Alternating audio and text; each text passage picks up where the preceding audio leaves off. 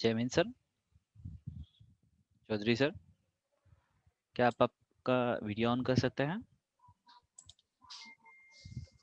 Yes, Jaymin sir हम शुरू कर सकते हैं। कोई आया तो नहीं है अभी? है सर, है? स्टार्ट कर सकते। यस, हम स्टार्ट कर सकते हैं। अच्छा,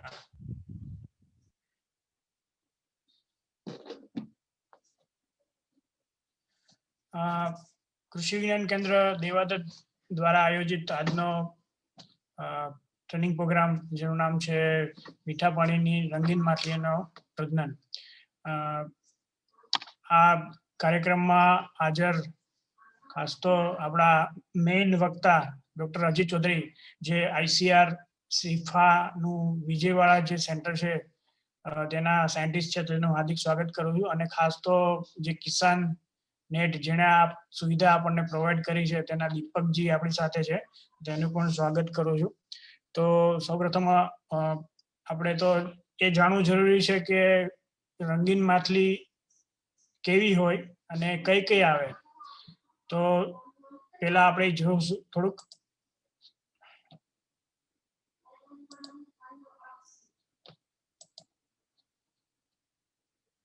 दिख रहा है स्क्रीन? हाँ जी सर दिख रहे हैं। सिर्फ वो फुल स्क्रीन कीजिएगा उसको, स्लाइड शो करके। Yes, perfect. Yes sir. મારું નામ જયમીન ભટ્ટ છે.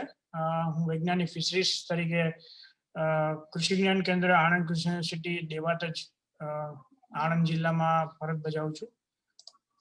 તો સૌથી પહેલા આપણે જોશું કે આર્થિક રીતે મહત્વની મીઠા પાણીની રંગીન માછલીઓ કઈ કઈ છે અને એનું મહત્વ શું છે. પેલું તો રંગીન માછલી એટલે શું? તો રંગીન માછલી એટલે કે આપણે ઇંગ્લિશમાં કહેવાય ઓર્નામેન્ટલ ફિશિસ. એટલે ઓર્નામેન્ટલ એટલે કે સુશોભિત. આપણે ઓર્નામેન્ટ આપણે જે ઘરેણા પહેરીએ એને પણ આપણે ઓર્નામેન્ટ કહીએ. એટલે એ સુશોભન માટેની વસ્તુ છે. એટલે સુશોભિત રંગીન માછલી એટલે કે અવનવી લાક્ષણિકતા વાળી આકર્ષક રંગબેરંગી માછલી કે જેને આનંદ માણવા કે મનોરંજન માટે એક્વેરિયમ એટલે કે માછલી ઘરની અંદર અથવા તો જે આપણે બગીચો હોય અથવા કોઈનું રિસોર્ટ હોય તો ત્યાં તળાવમાં એક નાનું તળાવ બાંધીને બંધિયાર પરિસ્થિતિમાં એને પાડવામાં આવે છે. આપણે કેમ કૂતરા બિલાડા પાડીએ એ રીતના માછલીને પણ પાડવામાં આવે છે, ઉછેર કરવામાં આવે છે. તો આવી માછલીને મોટે ભાગે તો કાચના ઘરમાં પણ રાખવામાં આવે છે, જેને આપણે એક્વેરિયમ કહીએ છીએ. આ માછલી તમને ખબર છે કે ભગવાનની એક અનોખી દેન છે, અદ્ભુત રચના છે. અને આ માછલીઓ જે સુંદર અને અલગ અલગ રંગની હોય, અલગ અલગ આકારની હોય, એના કારણે એને જીવતા રત્ન એટલે કે લિવિંગ જ્વેલ્સ પણ કહેવામાં આવે છે. હવે આ માછલીઓ એકદમ સુંદર હોય, એની ચપળતા હોય, એનું જે હલનચલન કરવાની છટા હોય, ખોરાક લેવાની રીત હોય વગેરે આ એનું આકર્ષણનું કેન્દ્ર બનાવે. તમે એને ખોરાક આપવા જાઓ ને તો એ પણ ઘણીવાર એકદમ તમારી સામે જ કૂદીને પણ ખોરાક ખાવા આવતી હોય છે આ માછલી. તો એ પણ તમને જોવાની મજા આવે. દુનિયામાં એવું કહેવાય છે કે સૌથી જે પહેલા નંબરે જે શોખ આવે છે ફોટોગ્રાફી છે, એના પછીના નંબરે આ રંગીન માછલી ઉછેરવાનો અથવા કે એને પાડવાનો શોખ બીજા નંબરે આવે છે. આની સાથે સાથે એનો ઉછેર પણ કરી શકાય છે. ઘણા લોકો ઉછેર કરતા હોય છે અને એનો વ્યાપાર પણ બહુ મોટો છે. આપણા દેશમાં તો બહુ ઓછું છે હજી, પણ વિદેશોમાં તમે જો તો સૌથી પહેલા તો સિંગાપોરમાં આનું હબ કહેવાય. અને આપણું ભારતમાં કહે તો ભારતમાં પશ્ચિમ બંગાળ કલકત્તામાં પણ મોટી મોટી માર્કેટ છે અને ચેન્નઈમાં પણ આની માર્કેટ આવેલી છે. તો આનાથી ખાલી આ શોખ માટે પણ નહીં, પણ આવક માટે પણ આ રંગીન માછલીનો જે વ્યવસાય છે એ સારો છે. હવે રંગીન માછલી રાખવાના ફાયદા શું શું છે એ આપણે જોશું.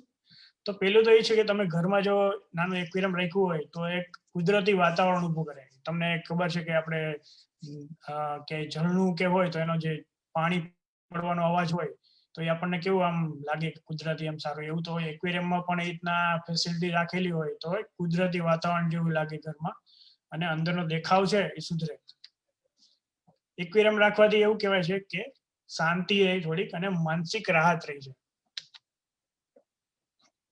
તમે જો એક્વેરિયમ માછલીને તમે જુઓ તો આ માછલી એકદમ ધીમે ધીમે શાંત અને ધીમે ધીમે મોહક એની હિલચાલ ને ગતિ હોય તો એ તમે જોયા રાખો એક કિસ્સો તો એવું કહેવાય છે કે જે મનમાં જે શરીરમાં જે તાણ હોય અથવા તો માનસિક દબાણ હોય તો એને ઓછું કરી દે છે.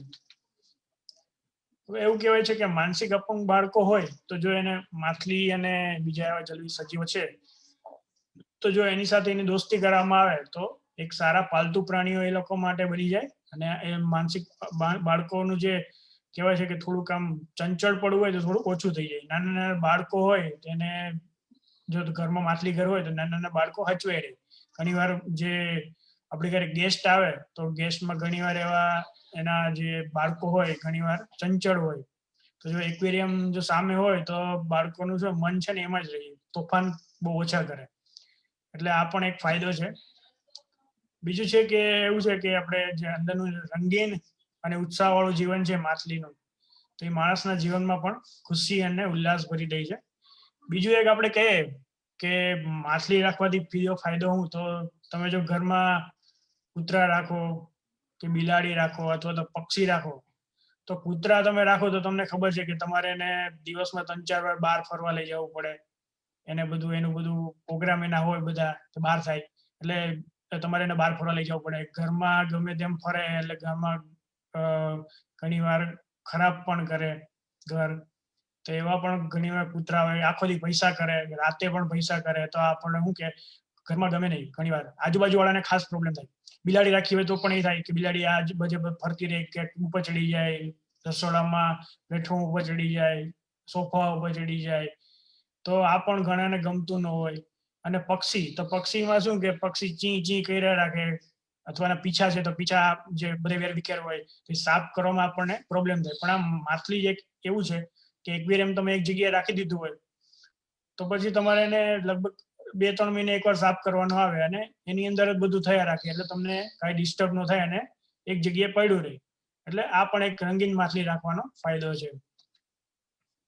હવે આપણે જોઈએ તો ભારતની અંદર મીઠા પાણીની કઈ કઈ જાતિઓ આવે છે. આપણે તળાવની માછલી તો આપણે કટલા, રૂમ, રીગલ તો બધાને ખબર છે.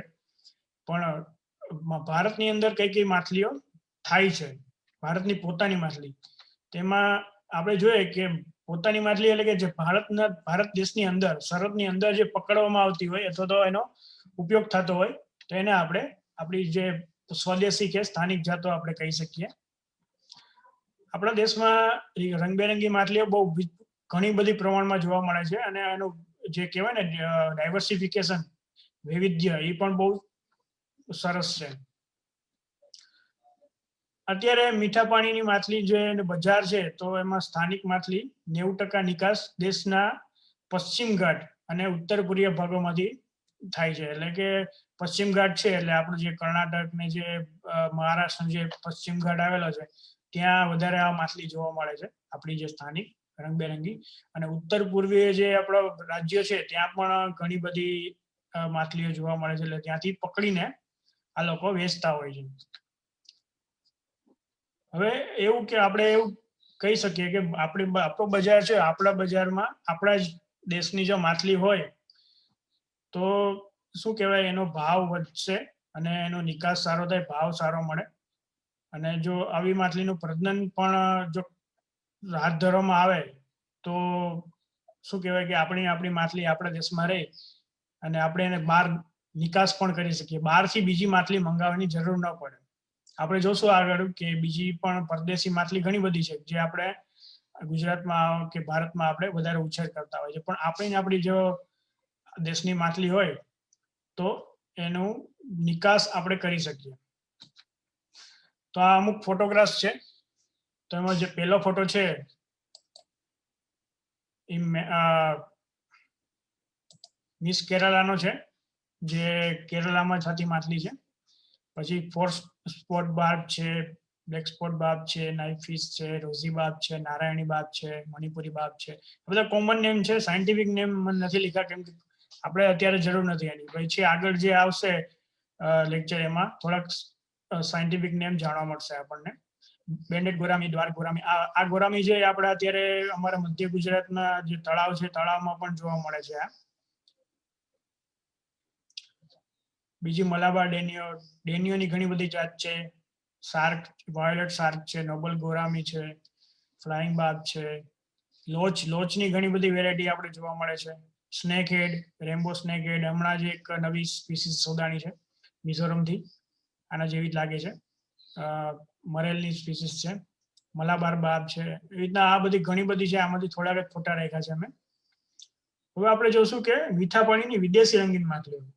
વિદેશી રંગીન માછલી એટલે કે બહારના દેશમાંથી આપણા દેશમાં લઈ આવવામાં આવેલ છે કે આપણા દેશમાં એનો ઉછેર આરામથી થઈ શકે છે. તો એવું કહેવાય છે કે રંગીન માછલીઓનો ઉપયોગ છે એ વર્ષો પહેલા ચીન દેશમાં થયો હતો. ચીનના લોકો જે છે એ માટીના ઘડામાં કે કાચના બાઉલમાં ગોલ્ડ ફિશનો ઉછેર ચાલુ કરેલો હતો. અત્યારે ગોલ્ડ ફિશની ઘણી બધી વેરાયટી જોવા મળે છે.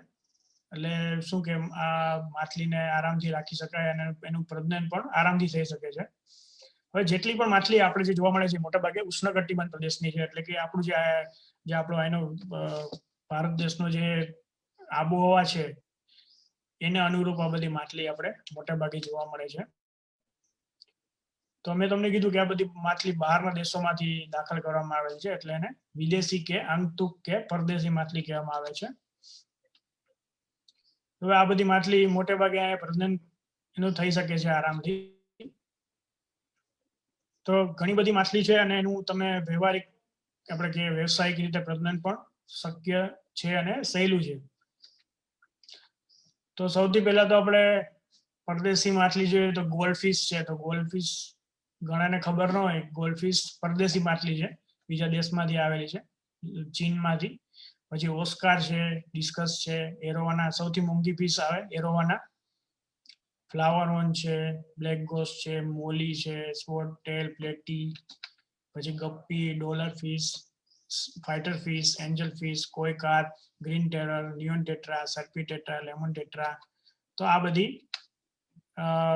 આપણે જોઈએ મોટે ભાગે બધી જે માછલીના ફોટા મેં તમને બતાવી દીધા, પણ હવે આપણે આગળ જોશું કે માછલીનું બ્રીડિંગ એટલે કે પ્રજનન કઈ રીતના કરવું, કઈ માછલીનું બ્રીડિંગ. બધી માછલીનું બ્રીડિંગ સરખું ન હોય, અલગ અલગ હોય છે. તો હું અત્યારે આપણી સાથે ડોક્ટર અજીત ચૌધરી, સાયન્ટિસ્ટ, સિફા વિજયવાડાનું હું લેક્ચર આપવા માટે સ્વાગત કરું છું. તો ચૌધરી સર, स्टार्ट कीजिए सर.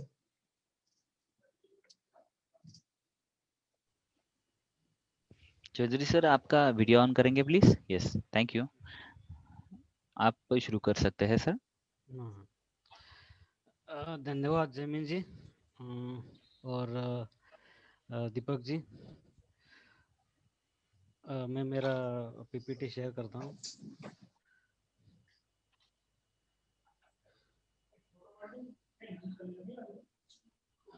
मैं यस, आप सिर्फ वो स्लाइड शो कर दीजिए सर. हाँ, फाइन. दिख रहा है? नहीं, अभी हुआ नहीं है. हाँ, ठीक है. मैं सभी जितने भी पार्टिसिपेंट है उनको मैं सबके गुड मॉर्निंग.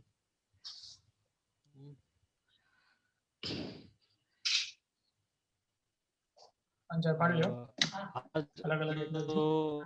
का जो विषय है कि breeding of fresh water ornamental fishes, मीठा पानी में जो रंगीन मछलियाँ रहती हैं उनका प्रजनन. यहाँ कुछ पार्टिसिपेंट्स है, वो कुछ जानते भी हैं. हमारे कुछ ट्रेनिंग में उन्होंने पार्टिसिपेट भी किया था. सभी को मैं धन्यवाद देता हूँ और स्पेशली जयमीन सर को कि हम तो एक साथ बहुत सारे प्रोग्राम गुजरात में किए थे और यहाँ मेरा ट्रांसफ़र होने के बाद और एक मौका मिल गया. सभी गुजरात के फार्मर्स को, एंटरप्रेन्योर्स को मैं धन्यवाद देता हूँ. और इसी के साथ ये जो प्रेजेंटेशन है मैं चालू करता हूँ. तो मेरा नाम doctor Ajit Keshav Chaudhary, scientist aquaculture, और नवंबर से मैं सिफा का जो रीजनल रिसर्च स्टेशन है विजयवाड़ा में यहाँ कार्यरत हूँ. तो सबसे पहले हम देखेंगे कि रंगीन मछलियाँ हैं. हम लोग मछली देखेंगे कि मछली क्या है। तो क्या है कि मछली एक ऐसा एनिमल है जो पानी में रहता है और ऑक्सीजन, जैसे हम लोग ऑक्सीजन हवा में से लेते हैं, लेकिन मछलियाँ जो है ये पानी में से ऑक्सीजन लेती है। और ये कहाँ रहती है, तो समंदर के पानी, खारा पानी और मीठा पानी में रहते हैं। मीठा पानी में भी दो तरीके का पानी होता है, एक ठंडा पानी, जैसे हिमालय की जो रेंज है वहाँ ठंडा पानी है, तो कोल्ड, उसको कोल्ड वाटर बोलेंगे। तो कोल्ड वाटर में रहने वाली मछलियाँ, और हम जैसे वार्म वाटर में रहने वाली मछलियाँ। और खारा पानी देखेंगे तो खारा में भी दो तरीके का होता है पानी, एक तो कि समंदर का पानी, और एक जो इचुराइन पानी मीन्स नीम घांगरा पानी, गुजरात में बोलेंगे घांगरा पानी, ठीक है, उसको ब्रैकिश वाटर बोलते हैं। तो ये जो मछलियां हैं ये किसके लिए, इसका किस लिए इसका किस लिए पालन किया जाता है। तो सबसे पहले कि तीन तरीके से उसका पालन किया जाता है। एक तो पहला है कि खाने के लिए, दूसरा है कि फूड बिजनेस, जो कि बिजनेस क्या है कि खाने वाली मछलियां और पालने वाली मछली का बिजनेस किया जाता है। और जो पालने वाली मछलियां हैं जो कि तीसरा जो है कि हॉबीज, एज हॉबीज करके इसका पालन किया जाता है, जो कि समंदर की और मीठा पानी में रहने वाली जो मछलियां हैं उनका पालन किया जाता है। और ये जो हॉबी है, जैसे जमीन सर ने बताया कि फोटोग्राफी के बाद जो नंबर आता है कि मछली पालन, जिसका पालन किया जाता है, हमारे एक्वेरियम, छोटे छोटे एक्वेरियम टाकी में उसको रखा जाता है या बड़े टाकी में रखते हैं। तो ये फोटोग्राफी के बाद सबसे ज्यादा हॉबीज वाला जो है कि मछली पालन। हम रंगीन मछली पालन का थोड़ी सी हिस्ट्री देखेंगे तो ये एक्वेरियम में रखने का जो शुरुआत है, टाकी में रखने की जो शुरुआत है, कंट्रोल कंडीशन में रखने की जो शुरुआत है, वो 1805 के दशक से चालू हो गई। देन पहला जो पब्लिक एक्वेरियम है वो इंग्लैंड में रिजेंट पार्क में चालू हो गया, जो कि 1853 में चालू हो गया। उसके बाद 1958 में करीबन 45 पब्लिक एक्वेरियम पूरे ग्लोब, पूरे जग में, वर्ल्ड में थे। और आज हम देखेंगे कि 500 से भी ज्यादा एक्वेरियम है, पब्लिक एक्वेरियम पूरे वर्ल्ड में है। ये कुछ एक्वेरियम है जो हमारे देश में है, ये सब एक्वेरियम हमारे देश के सभी एक्वेरियम ही नहीं है, उससे इससे ज्यादा है, लेकिन कुछ जो एक्वेरियम है उनकी लिस्ट में यहाँ आपके सामने रखा हूँ। जो ऊपर में जो फोटोग्राफ है वो कांकरिया अहमदाबाद का है, वहाँ जो छोटा एक पब्लिक एक्वेरियम है उसका फोटोग्राफ है। और उसके नीचे जो है कि सूरत में जगदीश चंद्र बोस एक्वेरियम है, उसका फोटो आपके सामने यहाँ रखा हूँ मैं। तो ये मछली पालन के क्या बेनिफिट, जो एक्वेरियम मछलियां हम रखते हैं कि क्यों रखते हैं, तो क्या है कि एक नेचुरल इन्वायरमेंट जो है हमारे घर में तैयार हो जाता है, और एक हमारा जो घर का एक इंटीरियर लुक है वो भी इम्प्रूव होता है, अच्छा दिखता है। और ये क्या है कि हम क्या है कि दिन भर काम करते हैं, तो क्या है कि हम वीकेंड में, इसलिए कि वीकेंड में हम लोग घूमने जाते हैं, लेकिन अगर ऐसा एक नेचुरल इन्वायरमेंट अगर आपके घर में रहेगा तो आप थक के पूरा दिन काम करके घर में आएंगे, तो एक एक्वेरियम जिसमें पानी है उसमें मछलियां घूम रही है, वो देख के हमको शांति मिलती है और आप रिलैक्स हो जाते हैं, जो दिन भर की थकान है वो पूरी चली जाती है। और क्या है कि मछली जो अच्छी तरह से घूमती है उससे क्या है कि स्ट्रेस भी चला जाता है। और जो मेंटली चैलेंज चिल्ड्रन रहते हैं, ये अगर एक्वेरियम के सामने वो अगर घर में रहेगा तो वो क्या है कि उनकी इम्प्रूवमेंट जल्दी हो जाती है। हमारे अगर देश का अगर ट्रेड देखेंगे तो जो डोमेस्टिक ट्रेड है वो 300 करोड़ के ऊपर ज्यादा है, और अभी जो टारगेट है कि 500 करोड़ के ऊपर उसको लेके जाना है, जो कि अभी जो पंत प्रधान मत्स्य संपदा योजना है उसमें वो लक्ष्य रखा है। और हम अगर हमारा कंट्रीब्यूशन अगर देखेंगे वर्ल्ड में, तो हमारा 0.32% ओनली हमारा कंट्रीब्यूशन है, तो इसको हमें बढ़ाना है। हम अगर देखेंगे कि जो इतनी लिस्ट है, लेकिन यहाँ गुजरात का उसमें नहीं है लिस्ट, कोई भी शहर का नहीं है। वैसे अहमदाबाद में बहुत सारे एक्वेरियम है, मोर देन 200 शायद एक्वेरियम शॉप्स अहमदाबाद में हैं। लेकिन हम देखेंगे कि सबसे ज़्यादा जो एक्वेरियम शॉप्स है वो बैंगलोर में है। लेकिन अगर आप परसेंटेज के हिसाब से अगर देखेंगे तो वो चेन्नई का सबसे ज़्यादा परसेंटेज है। हाउस होल्ड में अगर देखेंगे तो जो हाउस होल्ड कीपिंग का जो परसेंटेज है 7.95% है। और ये डिमांड है, ये बढ़ रहा है। और ये इसकी ये डिमांड की पूर्तता कैसे करेंगे, हम लोग कैसे उसको सप्लाई कर पाएंगे। तो क्या है कि हम लोग उसका बिडिंग के माध्यम से ही हम इसकी जो डिमांड है वो हम लोग फुलफिल कर सकते हैं। इसलिए क्या है कि हमें ब्रीडिंग के ऊपर भी फोकस करना चाहिए। अभी जितने भी गुजरात में जो भी मछलियां हैं वो हमारे यहाँ गुजरात में ब्रीडिंग सेंटर बहुत कम है। जो भी बहुत सारे 95% अगर देखेंगे तो जो मछलियां हैं वो इधर कोलकाता से आते हैं या फिर चेन्नई से आते हैं, या और बाकी का कुछ मुंबई से आते हैं। तो क्या है कि और क्या है कि हम जब लाते हैं वहां से एक्वेरियम शॉप में लाते हैं या हम वो एक्वेरियम शॉप से घर में लाते हैं, तो क्या होता है कि वो देखो हमारा वेस्टर्न साइड में आता है गुजरात और ईस्टर्न साइड में कोलकाता है, तो वहाँ की वाटर क्वालिटी अलग है, हमारे यहाँ की वाटर क्वालिटी अलग है। जब वहाँ से मछली हमारे यहाँ आ जाती है तो क्या है कि उसमें डिसीज होता है, या फिर हमारे यहाँ इन्वायरमेंट वो सस्टेन नहीं कर पाती है, चेन्नई से आती है उसका भी वही हाल हो जाता है। तो इसलिए क्या है कि अगर हमारे यहाँ ही अगर हमारे आसपास में है अगर कोई ब्रीडिंग सेंटर रहेगा, वहाँ अगर उत्पादन होगा, सीड प्रोडक्शन होगा, वहाँ से तैयार होने वाला जो माल जो जो मछलियाँ हैं जो माल है, वो क्या है कि जो मछलियाँ हैं वो आराम से हमारे कंडीशन में वो सस्टेन रह पाएंगी। और क्या है कि कंज्यूमर को भी अच्छा उसका फायदा होगा, और शॉपकीपर से उनको भी अच्छा माल फायदा होगा कि उनकी मछलियां अच्छी तरह से सस्टेन रहेगी। तो जो कस्टमर उनके हैं वो रिटेन रहेंगे और बढ़ने की चांसेस ज्यादा रहेगा और डिमांड बढ़ेगा। ब्रीडिंग के लिए क्या है कि सबसे इम्पोर्टेंट है कि एक मछली का थोड़ा एक्सटर्नल मॉर्फोलॉजी थोड़ा सा बायोलॉजी उसका पता होना चाहिए। एटलीस्ट मछली के कुछ पार्ट्स ऐसे हैं जो कि हमें ब्रीडिंग के लिए वो काम आते हैं, तो वो पार्ट्स हमें पता होने चाहिए। जैसे कि ऊपर का जो फिन्स है, फिन्स जैसे डॉर्सल फिन्स, ऊपर का जो फिन्स है उसको डॉर्सल फिन बोलते हैं। देन पीछे का जो पूंछ है उसको कॉडल फिन बोलते हैं, कॉडल फिन बोलते हैं। देन गिल्स के पीछे जो फिन्स रहता है उसको पेक्टोरल फिन बोलते हैं। देन उसके नीचे जो फिन्स रहता है उसको पेल्विक फिन बोलते हैं। और पेल्विक फिन और टेल के पीछे बीच में जो फिन रहता है उसको एनल फिन बोलते हैं। ये फिन्स का उपयोग आपको क्या है कि मेल फीमेल आइडेंटिफिकेशन के लिए काम आती है, पहचान करने के लिए हमें फायदा होता है।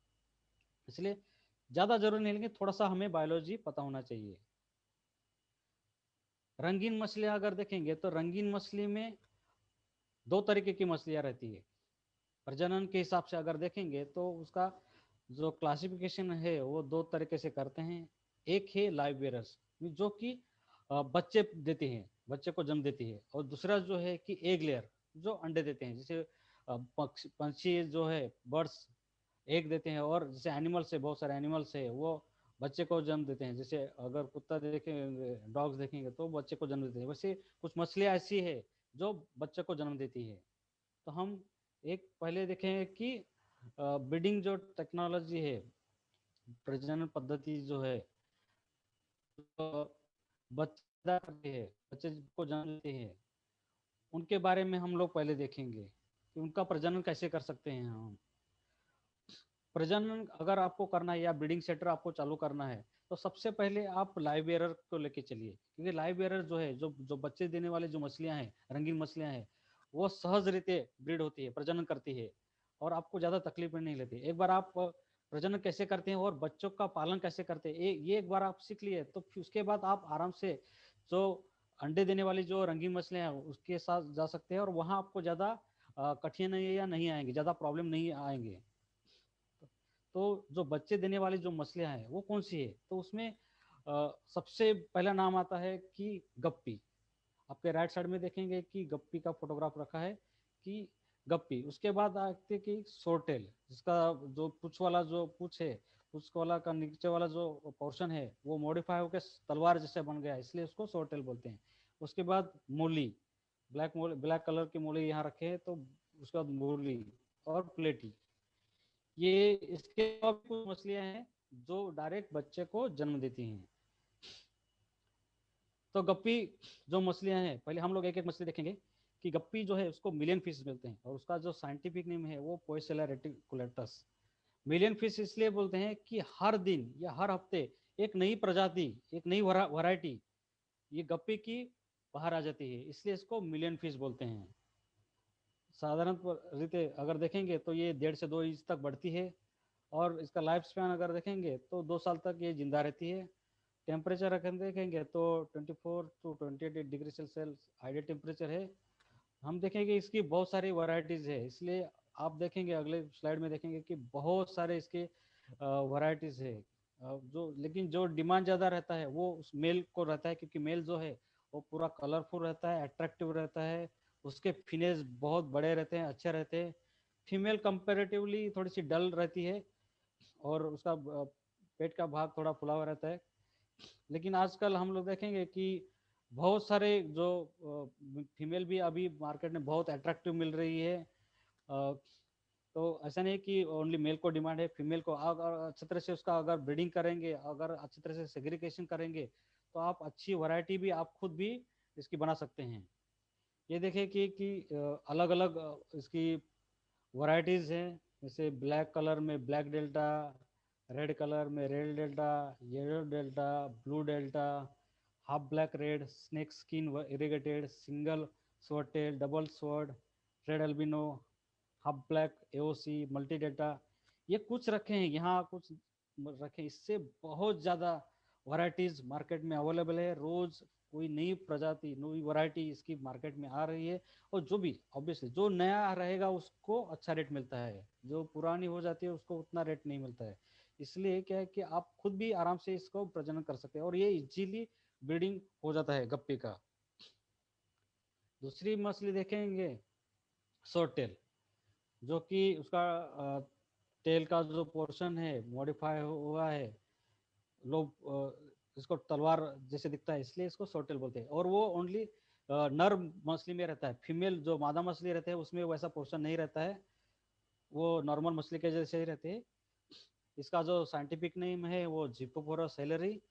ये 4 इंच तक बढ़ती है, ये भी 2 साल तक जिंदा रहती है। इसके भी कुछ अलग अलग वैरायटीज है, रेड कलर में, ब्लैक कलर में, ब्लैक रेड का कॉम्बिनेशन, येलो कलर में, गोल्डन कलर में, बहुत सारे वैरायटीज अभी मार्केट में अवेलेबल है। ये देखिए यहाँ भी कुछ अलग अलग वैरायटीज आपके सामने रखे हैं। रोज कोई न कोई क्रॉस ब्रीडिंग, आप क्रॉस ब्रीडिंग करके खुद एक नई प्रजाति आप बना सकते हैं। उसके बाद मोली। मोली का नाम आने से पहले जो होता है कि ब्लैक कलर में ही रहते थे, ब्लैक मोली बोलते थे। लेकिन अभी अभी बहुत सारे कलर में मोली अवेलेबल है, और अलग अलग कॉम्बिनेशन में भी, अलग अलग कलर के कॉम्बिनेशन में भी मोली अवेलेबल है, जिसका साइंटिफिक नेम है पोलिसिलिया सेनोप्स। ये 2 से 4 इंच तक बढ़ती है, और ये भी जो नॉर्मल हमारे यहाँ का टेम्परेचर है उसको आराम से सस्टेन करती है ये। और गुजरात का जो वाटर है वो लाइव बेरर के लिए बहुत अच्छा है। ये देखो कुछ मोली की वैरायटीज है, सेल ब्लैक मोली, सेल्फिन मोली, गोल्डन लारटेल मोली, येलो सेल्फिन मोली, सिल्वर सेल्फिन मोली, गोल्डन लायर मोली, डालमेशन मोली, ब्लैक और वाइट का वाइट कलर में ब्लैक ब्लैक स्पॉट है। ऐसे बहुत सारे कलर में मोली की वैरायटी अभी मार्केट में अवेलेबल है। इसका आराम से आप आपके बैकयार्ड में आराम से इसका प्रजनन आप कर सकते हैं। उसके बाद प्लेटी, जिसका साइंटिफिक नेम है जिपोपोरस मैकुलेटस। ये मेल जो है, इसका नर जो है वो छोटा रहता है कंपेरेटिव, जो अगर हम तुलना करेंगे फीमेल से तो वो थोड़ा सा छोटा रहता है। ये भी 2 साल तक आराम से जिंदा रहती है। ये कुछ प्लेटीज की कुछ वैरायटीज है, ब्लू प्लेटी, ऑरेंज प्लेटी, ब्लैक पैरट प्लेटी, हाइफिन प्लेटी, पाइनएप्पल प्लेटी, वेरेटस प्लेटी, ब्लू कॉलर प्लेटी, रेड प्लेटी, डालमेशन प्लेटी। जैसे दिखते वैसे से, ये क्या है कि ट्रेड नेम है, जो भी ब्रीड करता है वो उसके हिसाब से उसको एक नाम देता है। तो हम अभी प्रजनन के बारे में देखेंगे कि प्रजनन कैसे कर सकते हैं हम। तो प्रजनन के लिए सबसे इम्पोर्टेंट है कि नर और मादा को हम कैसे डिफ्रेंशिएट करेंगे। नर देखेंगे तो थोड़ा सिलेंडर रहता है, थोड़ा दुबला पतला रहता है लाइव बेरर्स में।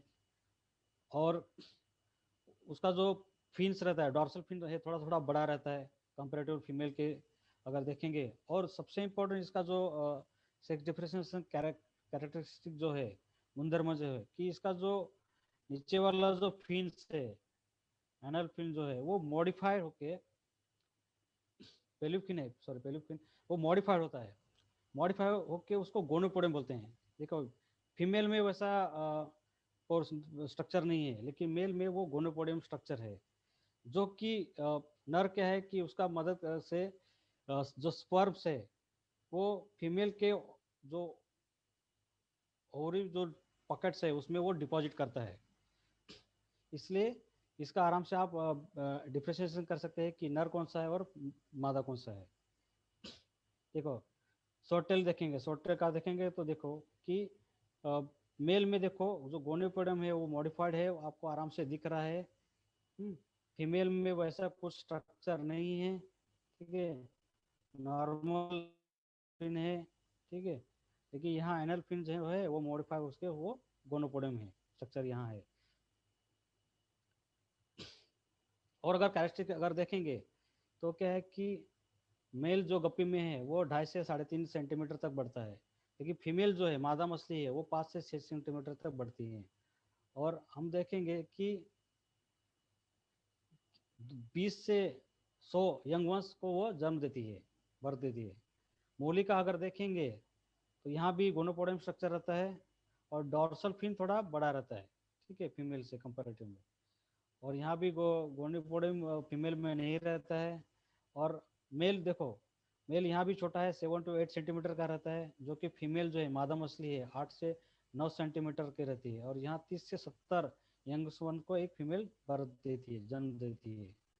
सोटेल का अगर देखेंगे तो थोड़ा सा वो भी स्लिमर रहता है। और जो यहाँ भी देखिए 4 से 7 सेंटीमीटर रहता है। लेकिन देखो जो जितने भी लाइब्रेरस है, गप्पी, मोली, सोटेल, प्लेटी जो भी हैं, इसमें नर जो है वो थोड़ा छोटा आकार का रहता है, उसकी लंबाई फीमेल के से थोड़ी कम रहती है, ठीक है। और प्लेटी में देखेंगे कि 10 से 100 यंग वंश को जन्म देती है। सोटेल में 20 से 100 यंग वंश को एक फीमेल जन्म देती है एट अ टाइम। तो प्रजनन कैसे करेंगे? नर और मादा को सेग्रीगेट कर दिया। अभी बच्चे का कैसे जन्म देंगे? तो उसके लिए क्या है कि हमें कुछ स्पॉनिक सबस्ट्रेट आपको रखने हैं। एक मिनट, हाँ। इसके लिए क्या है कि हमें ब्रीडिंग ट्रैप रखने हैं, जिसके माध्यम से भी ब्रीडिंग ट्रैप क्यों रखेंगे? क्योंकि ये जब जन्म देती है बच्चे, नर और मादा जन्म देती है, तो क्या है कि चांसेस रहते हैं कि उनके जो पेरेंट्स है वो यंग वंस को, उनके बच्चों को खाने के चांसेस रहते हैं। इसलिए हमें क्या है कि उसमें ट्रैप, ब्रीडिंग ट्रैप रखने हैं। वो ट्रैप में क्या है कि देखो पहला जो फोटोग्राफ है जिसमें नर और मादा को एक ट्रैप में रखा है और वहाँ की जाली है, तो जाली में से क्या है कि जो बच्चे हैं वो दूसरे चैम्बर में आ जाते हैं और वो खा नहीं पाते हैं। तो ऐसे भी स्ट्रक्चर करके आप रख सकते हैं। नहीं तो क्या है कि अगर ऐसे रेडीमेड अगर मिलता है, ऐसे ट्रैप मार्केट में मिलता है, अगर आपको खुद बनाना है तो एक टांकी में आप एक छोटी सी जाली, एक चेंबर बना सकते हैं जाली का, जिसमें आप ओनली जो मादा मछली है जो तैयार है, अगर तैयार है वो कैसे पता चलेगा कि आप पेट का, यहाँ देखो मैं कर्सर में रखा हूँ, यहाँ जो कर्सर रखा हूँ मैं, यहाँ यहाँ पेट के पास एक काला टिंज कलर दिखा जाता है। अगर काला यहाँ कलर है तो मीन्स वहाँ बच्चे अभी प्रेजेंट है, मीन्स बच्चे को अभी वो बर्थ जन्म देने वाली है। तो ऐसे जो मादा है उसको आराम से जाले में से उठा के ऐसे चैम्बर में आप रखेंगे तो क्या है कि वो जन्म देगी बच्चों को, और बच्चे क्या है कि आराम से वो जाले से बाहर आ जाएंगे और वो खा नहीं पाएंगे। फिर आप क्या है कि ये टांकी में से बच्चे निकाल के अलग दूसरे टांकी में आप रख सकते हैं। देखो ये अलग अलग ट्रैप आप रख सकते हैं, खुद भी आप डिजाइन कर सकते हैं, खुद बना सकते हैं। आपकी जो कांच के टाकी या एफआरपी टाकी या सीमेंट के टाकी जो भी आपके पास या टारपोलिन की टाकी, बनाई हुई टाकी आपके पास है, तो वहाँ आप ऐसे ब्रीडिंग ट्रैप उसमें रख के, उसमें आप पैरेट्स को रख के वहाँ आप आराम से लाइव बिरर जो जो बच्चे जने वाले जो मछलियाँ हैं, लाइव बिरस मछलियाँ हैं, उसको रख के आप आराम से ब्रीडिंग कर सकते हैं। आप प्लांट भी रख सकते हैं, जो कि आप प्लांट रखने से क्या होगा कि जो यंग वंस है, वो जो बच्चे हैं वहाँ वो प्लांट्स में वो छुप जाएंगे और उनके जो पेरेंट्स है वो खा नहीं पाएंगे, जिससे क्या है वो हाइडिंग स्पेस उसको मिल जाता है। ये देखो यहाँ भी एक स्ट्रक्चर है कि देखो जो ब्रीडिंग प्रजनन युक्त प्रजनन साइज के जो पेरेंट्स है वो रखे हैं एक जाली के अंदर, सो दैट क्या है कि यहाँ वो यहाँ ब्रीडिंग करते हैं, यहाँ प्रजनन करते हैं, यहाँ बच्चे को जन्म देते हैं, और जो जाली है जाली में से बच्चे बाहर आ जाते हैं। देखो आपको देख रहे हैं कि साइड में बच्चे घूम रहे हैं आराम से।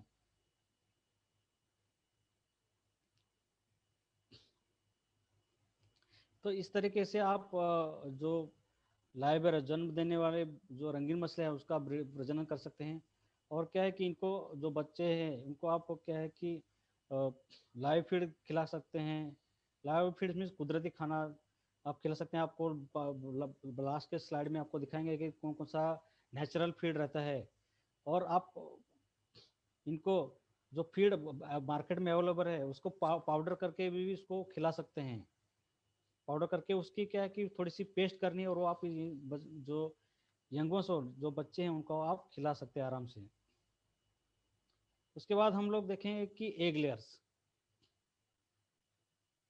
जो कि अंडे देते हैं, तो उसमें एक सबसे पहले जो आता है कि एग स्कैटर मीन्स वो क्या है कि अंडे छोड़ने वाली मछलियाँ, जिसमें गोल्ड फिश आते हैं जो कि अंडे छोड़ देते हैं, रोजीबार पाते हैं, ये अंडे छोड़ देते हैं। ठीक है।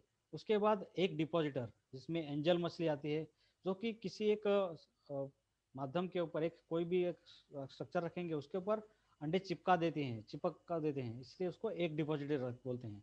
उसके बाद एक नेस्ट बिल्डर मीन्स क्या है कि एक घोंसला बनाते हैं, नेस्ट बनाते हैं। बर्ड जैसे घोंसला नहीं बनाते हैं, लेकिन ये बबल्स का घोंसला बनाते हैं, उसमें जो कि उनके बच्चों को या अंडे उसमें रखने के लिए वो मददगार होते हैं, इसलिए वो नेस्ट बनाते हैं। तो ये नेस्ट बिल्डर में जो फाइटर फिश है वो उसमें आता है। देन माउथ ब्रीडर, जो अरावाना जो मछली है वो माउथ ब्रीडर है। और बहुत सारी जो चिचलिड मछलियां हैं वो माउथ ब्रीडर है। देन एग बैरियर, एग बेरस में क्या है कि पंचाक्स, ये जो मछली है आपके समझ उसको पंचाक्स बोलते हैं।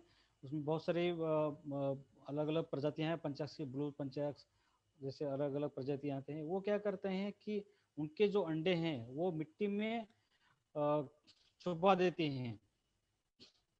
और ये जो पंचाक्स है उसकी ये बाद में एक बार मानसून खत्म हो गया, रेनी सीजन खत्म हो गया, सब खत्म हो गया, जब पानी खत्म हो गया, जब नेक्स्ट मानसून सीजन आएगा, जब बारिश आएगी, तो क्या है तब तक ये जो अंडे उनके हैं वो उसमें डॉर्मल कंडीशन में जिंदा रहते हैं। जब बारिश आती है तो फिर वो क्या है कि उनका इनक्यूबेशन, वो आराम से इनको उसमें से बच्चे बाहर आ जाते हैं, और फिर से ये इनके छोटे छोटे बच्चे बाहर घूमते हैं। तो ये एक बरेर इसको बोलते हैं, ये पंचाक्स मछली है जो।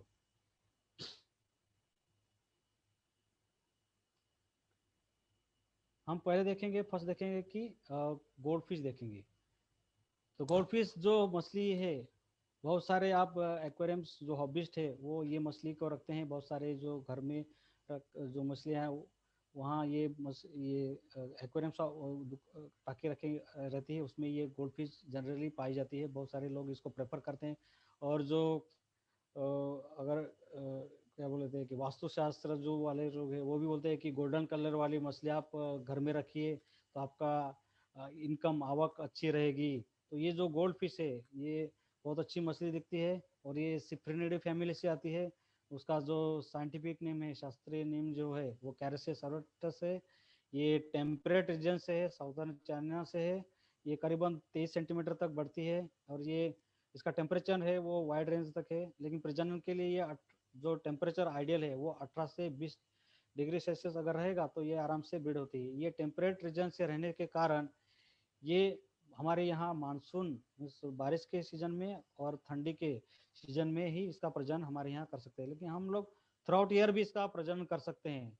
पानी का टेम्परेचर कम करके आप इसका ब्रीडिंग थ्रू आउट ईयर कर सकते हैं। फिकनिटी अगर देखेंगे तो एक मादा मछली 2 से 4,000 अंडे देती है। जैसे मैंने कहा कि ये हमारे यहाँ हमारे हमारे कंडीशन में ये विंटर और मानसून में ये ब्रीडिंग हो जाता है, सहज रीते ब्रीड कर सकते हैं। ये मछलियाँ 6 से 8 महीने में मैच्योर हो जाती हैं। ये मछली को ब्रीड करने के लिए आपको एक स्पॉनिंग सब्सट्रेटा देना पड़ता है, जो कि एक्वाटिक प्लांट्स आप रख सकते हैं, जलीय पौधे रख सकते हैं, या फिर प्लास्टिक के स्ट्रिप रख सकते हैं, या नायलॉन के थ्रेड रख सकते हैं। कोई भी ऐसा स्ट्रक्चर जो पानी में डुबा के रख सकते हैं, उसमें वो स्पॉनिंग के लिए इसको जरूरत पड़ता है। वो इसलिए रहता है कि ये क्या है कि उसके ऊपर ये उसके अंडे स्कैटर करती है, छोड़ देती है, और इसके जो अंडे हैं वो अधेसिव रहते हैं, चिपकने वाले रहते हैं, तो इसके ऊपर वो चिपक जाते हैं। तो इसलिए इस मछली के लिए हमें स्पॉनिश सब्सट्रेटा हमें प्रोवाइड करते हैं। आप इसका प्रजनन FRP टांकी में कर सकते हैं, सीमेंट के टांकी में कर सकते हैं, कांच के टांकी में कर सकते हैं, या छोटे छोटे गार्डन पूल में भी इसका आप आराम से ब्रीडिंग कर सकते हैं। देखो, अभी इसका नर और मादा को कैसे हम लोग पहचानेंगे, तो यहाँ पहला जो ब्लैक एंड व्हाइट फोटोग्राफ है, इसके ऊपर देखिए कि जो गिल्स के ऊपर का जो कवर है, उसके ऊपर व्हाइट व्हाइट डॉट है, उसको टूबरकल बोलते हैं। अगर आप उसको हाथ लगाएंगे तो क्या है कि आपको वो रफ लगेगा, जो कि जो मादा मछली रहेगी, जो फीमेल रहेगी, उसके ऊपर आप हाथ लगाएंगे तो वो स्मूथ रहेगा। तो ये जो कैरेक्टर्स है, ये ओनली मानसून जब प्रजनन करेगी मछली, उसी टाइम में ये एग्जिबिट करते हैं, दिखाते हैं, बाकी के सीजन में वो दिखाते नहीं हैं। तो जब मानसून का सीजन आएगा या ठंडी का सीजन आएगा, तो आपको ये स्ट्रक्चर, ये जो ट्यूबरकल से आपको वो मछली के शरीर के ऊपर आपको दिखाई देंगे। और मादा मछली जो रहेगी, उसका पेट थोड़ा फूला हुआ रहता है, क्योंकि उसके अंदर अंडे रहते हैं, इसलिए वो थोड़ा बड़ा रहता है, फूला हुआ रहता है। देखो अगले ब्रीडिंग टैंक में, देखो आप देखेंगे कि वहाँ अब नर और मादा को रखा है। जनरली इसमें 2:1 प्रपोर्शन आपको रखना चाहिए, मीन्स दो, एक एक फीमेल के पीछे हमें 2 नर को रखना चाहिए। सो दैट क्या है कि जो अंडे देंगी तो वो ज़्यादा से ज़्यादा आपको फर्टिलाइजेशन मिलेगा, इसलिए एक फीमेल के पीछे आपको 2 नर रखने हैं। और ऐसे आपको एक्वाटिक प्लांट आपको टांकी में रखने हैं, जिसके ऊपर आप देखेंगे कि सोमनिक स्ट्रक्चर के ऊपर देखो कैसे अंडे पूरे दिए हुए हैं, वो उसके ऊपर स्कैटर कर देती है, उसके ऊपर छोड़ देती है।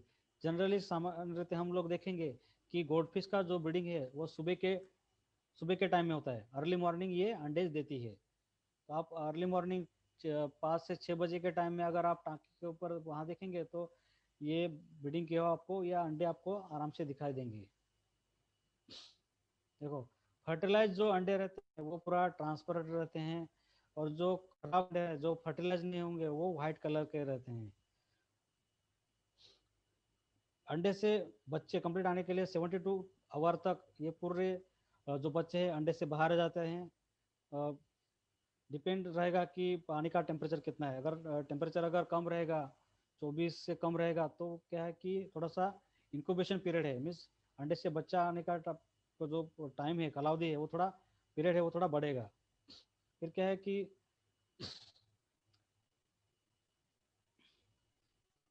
जब ये हैच हो जाएंगे, तो फिर उसको आपको खाने के लिए जो है कि आप अलग अलग स्टार्टर फूड में आप इन्फूजेरिया जैसे रोटीफर दे सकते हैं, या फिर न्यूली हैच आर्टिमिया भी दे सकते हैं, आर्टिमिया लार्वा भी दे सकते हैं।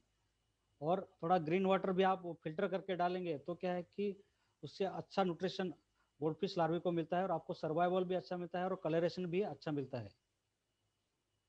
तो ये कुछ जैसे अलग अलग वैरायटीज गोल्ड फिश के हैं। आप देखिए कि रायकुनवार, ओरांडा, मोनिकासी, और कैल कैलिको बटरफ्लाई। देखिए अलग अलग जो गोल्ड फिश की वैरायटीज है, आप क्रॉस ब्रीड करके आप खुद बना सकते हैं। देखो comet, black moor, shubunkin, pearl scale, oranda, bubble eye, lion head, जैसे वो दिखता है उसके हिसाब से उसको जो ट्रेड नेम उसको दिए गए हैं। देखिए red, orange, yellow, white, black, silver और ब्रॉन्ज कलर में अलग अलग जो उसके वैरायटीज है। कॉमन गोल्ड फिश, राइकिन, टेलीस्कोप आई, सेलेस्टिकल, बबल हेड, राइक, रैंचो, ओरंडा, पॉम्पॉन नोज, पर्ल स्केल, ये देखो कितने सारे वैरायटी के गोल्ड फिश आप खुद भी बना सकते हैं क्रॉस ब्रीड करके, ठीक है। रेड वाइट कॉम्बिनेशन में, ऑरेंज वाइट कॉम्बिनेशन में, येलो वाइट कॉम्बिनेशन में, रेड ब्लैक कॉम्बिनेशन में, वाइट ब्लैक कॉम्बिनेशन में, रेड ऑरेंज कॉम्बिनेशन में, red orange white black, red orange white black silver, different colour में आप खुद बना सकते हैं। जो कलर नया मार्केट में आप प्रेजेंट करेंगे लेके, उसको आपको अच्छा रेट मिलेगा। उसके बाद कोई, ये भी सिप्रेनिड फैमिली से है। ये सिप्रेनो स्कॉर्पियो का साइंटिफिक नेम है। ये जापान में इसका विकसित किए गए है, ये जो जात है इसका जापान में विकसित किया गया है। हर कोई को उतना डिमांड नहीं, लेकिन आपके सामने जो स्क्रीन के ऊपर जो फोटोग्राफ है, इस तरह की अगर जापानीज कोई अगर आप मार्केट में अच्छा इसका अगर बिडिंग अगर करके आप इसका जो सेलिंग करेंगे तो आपको अच्छा रेट मिलेगा। जनरली कोई को गार्डन पुल के लिए प्रोफर किया जाता है, या फिर हॉस्पिटल्स होटल्स में ये कोई मछलियाँ रखती हैं। साइज 100 सेंटीमीटर तक बढ़ती है, और ये 15 से कम 15 से 24 साल तक आराम से ये जिंदा रहती हैं। ये भी ये इसका जो टेम्परेचर है, देखो ये भी टेम्परेट रीजन है, इसलिए ये 3 से 35 डिग्री सेल्सियस तक टेम्परेचर आराम से ये रहती है। या मेल अगर देखेंगे तो वैसे ही स्ट्रीम लाइन रहता है। गोल्डफिश में जैसे टूबरकल्स आते हैं, ये भी उसका ही भाई है, इसलिए टूबरकल इसके भी जो ब्रीडर के टाइम में, प्रजनन के सीजन में, ये इसके ऊपर टूबरकल्स आते हैं। शरीर के ऊपर देखो, सर के ऊपर और पेक्टोरल फिन के ऊपर टूबरकल आपको दिखाई दे रहे हैं। और फीमेल जो है उसका बेली थोड़ा बड़ा रहता है, जो कि अंडे के लिए रखता है। अंडे वहाँ रहते हैं, इसलिए वो थोड़ा बड़ा रहता है। ये भी गोल्ड फिश जैसे आप आराम से ब्रीड कर सकते हैं, लेकिन क्या है कि उससे आपको अच्छा तरह से परफॉर्मेंस नहीं मिलता है। इसलिए क्या है कि कोई का आपको अगर ब्रीडिंग करना है तो आपको इंडोस ब्रीडिंग तकनीक से आपको इसको ब्रीडिंग करना चाहिए। देखो यहाँ भी मेल देखो सिलेंडर है, कंपेरेटिव अगर फीमेल के देखेंगे तो फीमेल का थोड़ा बड़ा है, बल्जी है। तो इसलिए इसके लिए ब्रीडिंग के लिए आपको सेक्स रेशियो 2:1 रेशियो आपको रखना है। एक फीमेल के लिए 2 मेल आपको रखने हैं। और अगर इंड्यूसिंग करना है तो इसके लिए क्या है कि हमें हार्मोनल का इंजेक्शन देना पड़ता है। बहुत सारे सिंथेटिक हार्मोन मार्केट में अवेलेबल है। एक मैं आपके सामने रखा हूँ ओवाटाइड, लेकिन इसके अलावा ओवा प्रीम, OFS, स्पॉन प्रो, इससे बहुत सारे सिंथेटिक जो हार्मोन्स है वो मार्केट में अवेलेबल है। तो डोज कितना रहेगा, तो क्या है कि फीमेल के लिए 1 ml पर किलो के हिसाब से आपको डोज देना है, और फीमेल के लिए 1 ml पर किलो, और मेल के लिए आपको 0.6 ml पर किलो शरीर की वजह से आपको डोज देना है। आप अलग अलग तरीके से इंजेक्शन दे सकते हैं। डॉर्सल फिन के नीचे दे सकते हैं, पेक्टोरल फिन के पास भी दे सकते हैं। जनरली 45 एंगल में आपको इंजेक्शन देना है। अगर आप इंजेक्शन शाम को टाइम में देंगे तो स्पॉनिंग जो है मीन्स अंडे, आप ये जो मछलियां हैं वो अर्ली मॉर्निंग देती है। जैसे गोल्ड फिश में देखा कि अर्ली मॉर्निंग में देते हैं, तो यहाँ इंजेक्शन अगर देंगे तो साधारणपने अगर देखेंगे तो 6 से 8 घंटे के बाद ये स्पॉनिंग करते हैं इंजेक्शन के। इसके अंडे भी अधेसिव रहते हैं, मीन्स चिपकने वाले अंडे रहते हैं यहाँ। इसलिए हम जब इंजेक्शन देंगे और टाकी में छोड़ेंगे ब्रीडिंग के लिए, तो उस टाकी में हमें स्पॉनिश सबस्ट्रेटम रखना है, जो कि सबमर्ज रहेगा, उसके अंदर डूबा रहेगा। आप देखेंगे कि ऐसे अंडे वो स्पॉनिश सबस्ट्रेटम के ऊपर देते हैं, या फिर ऐसे प्लास्टिक के स्ट्रिप भी आप रख सकते हैं जिसके ऊपर वो अंडे आराम से देते हैं। ब्रीडिंग कंप्लीट होने के बाद आप जो पेरेंट्स है उसको आपको निकाल के उसको पोटेशियम परमानेंट का पानी तैयार करके आपको उसमें डुबो के फिर उसको आपको अलग टांकी में आपको रखना है। जनरली अगर आप जो ब्रीडिंग के बाद नर मेल और फीमेल अलग अलग रखेंगे तो सबसे अच्छा रहे। जो फर्टिलाइज जो अंडे हैं वो जैसे बोला कि वो ट्रांसपेरेंट रहते हैं, आधे रहते हैं, डिमर्स रहते हैं, मीन्स डूबने वाले रहते हैं। और जनरली जो अंडे हैं वो कोई के अंडे जो है वो 72 आवर्स के बाद वो फर्टिलाइजेशन हैचिंग चालू हो जाता है। अगर टेम्परेचर अगर 26 से 28 डिग्री सेल्सियस रहेगा तो जो हैचलिंग है आपके सामने रखे हैं, ये हमने ही ब्रीडिंग किया था वलसाड़ में। नरेंद्र भाई है गुजरात का, वलसाड़ में एक शॉपकीपर है, उसके यहाँ हमने ब्रीडिंग का ट्रायल लिया था। तो वो जो बच्चे हैं वो वहाँ के हैं। तो 72 आवर्स के बाद ये वो हैचिंग चालू हो जाता है।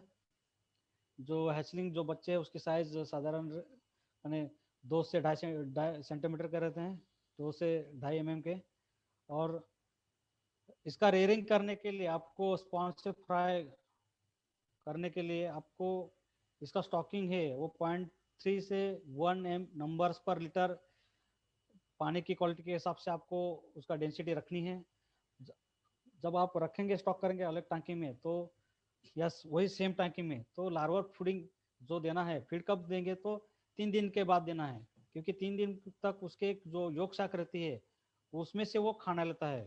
तो योग शाक 3 दिन में 72 आवर्स में वो एब्जॉर्ब हो जाती है। उसके बाद आपको बाहर से खाना देना जरूरी है।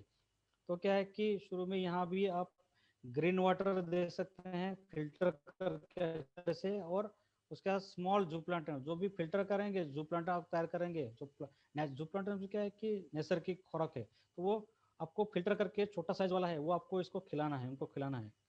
जैसे जैसे इसके जो बच्चे बढ़ेंगे, फिर आपको क्या है कि बड़े साइज के आप जू प्लांटर जो कुदरती खुराक है वो आप दे सकते हैं।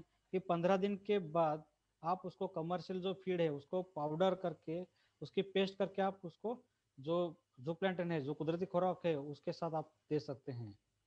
इस तरीके से आप अगर मैनेजमेंट करेंगे तो आपको अच्छी रिकवरी मिलेगी, ज़्यादा से ज़्यादा जो बच्चों का सर्वाइवल है आपको मिलेगा। जनरली क्या है कि ब्रीडिंग हो जाती है, बहुत सारे ब्रीडर्स जो शॉपकीपर्स है या हॉबिस्ट है वो क्या है कि अपने यहाँ ब्रीडिंग करते हैं, लेकिन प्रॉब्लम जब आता है कि लार्वा रेयरिंग, तो क्या है कि बच्चों का जो पालन है वो बहुत इंपॉर्टेंट है। आप क्या है कि और बच्चों का पालन के लिए नेचुरल फीड बहुत इंपॉर्टेंट है। ये कुछ कोई की वैरायटीज है जिसको मार्केट में अच्छा डिमांड है। आप इन ऐसे मछली का अगर आप ब्रीडिंग करेंगे और उसका अच्छी तरह से लार्वा रेयरिंग करेंगे तो आपको अच्छा आवक, अच्छा इनकम आपको मिल सकता है। उसके बाद रोजी बार, ये भी एक स्कैटरर है। ये हमारे देश में पाई जाती है मछली। ये सिप्रिनिडी फैमिली से आती है। इसका नाम पेथिया, साइंटिफिक नेम है पेथिया कॉन्चानस। ये हमारे देश में पाई जाती है, 14 सेंटीमीटर तक बढ़ती है। 18 से 28 डिग्री सेल्सियस टेम्परेचर इसके लिए आइडियल है। नर है जो थोड़ा मादा से अट्रैक्टिव रहता है, ब्राइट रहता है। और उसका स्पेशली जो डॉर्सल फिन है, ऊपर का जो फिन है वो कलर है। फीमेल है थोड़ा सा कंपैरेटिवली डल रहती है कलर के हिसाब से देखेंगे, और पेट थोड़ा बड़ा रहता है। ये प्रोलिफिक ब्रीडर ब्रीडर है, स्पॉनर है। इस बहुत टाइम समय से ब्रीड करते हैं आराम से। आप अच्छी तरह से उसको ब्रीड एक साइकिल कंप्लीट करने के बाद फिर से अच्छा अगर खाना देंगे तो इमीडिएटली 1 महीने के बाद इमीडिएटली वो प्रजनन के लिए 1-2 महीने के बाद ब्रीडिंग के लिए तैयार हो जाती है। सेम तरीके से टाइगर बार्ब है, ये भी इजीली ब्रीड है। ये भी साउथर्न एशिया, सुमात्रा और जावा में इसका ओरिजिन है। इसका साइंटिफिक नेम है बारबस टेट्राजोना। ये करीबन 7.5 सेंटीमीटर तक बढ़ती है। ये एक फीमेल 200 से 250 अंडे देती है। मेल का जो नोज है, यहाँ देखो कि मेल का फोटो रखा है, चेरी रेड नोज रहता है। फीमेल में उतना ऐसा नहीं रहता है और वो थोड़ा लेस कलरफुल रहती है। देन हम लोग टेट्रास देखेंगे। ये टेट्रास जो मछलियाँ हैं वो चारासिडी फैमिली से आती है। ये अमेजान रिवर से जनरली वहाँ पाई जाती है। ये एक साथ रहती है, सोलिम व्यूअर है, एक साथ रहने वाली मछली है। और इसमें कहा है कि टेट्रा जो मछली है उसमें एक एडिपोज फिन बोलता है, इससे एक अलग एक एडिशनल एक फिन रहता है। देखो कि ऊपर का डॉर्सल फिन है उसके पीछे, और एक और पूंछ के बीच में एक फिन है, उसको एडिपोज फिन बोलते हैं।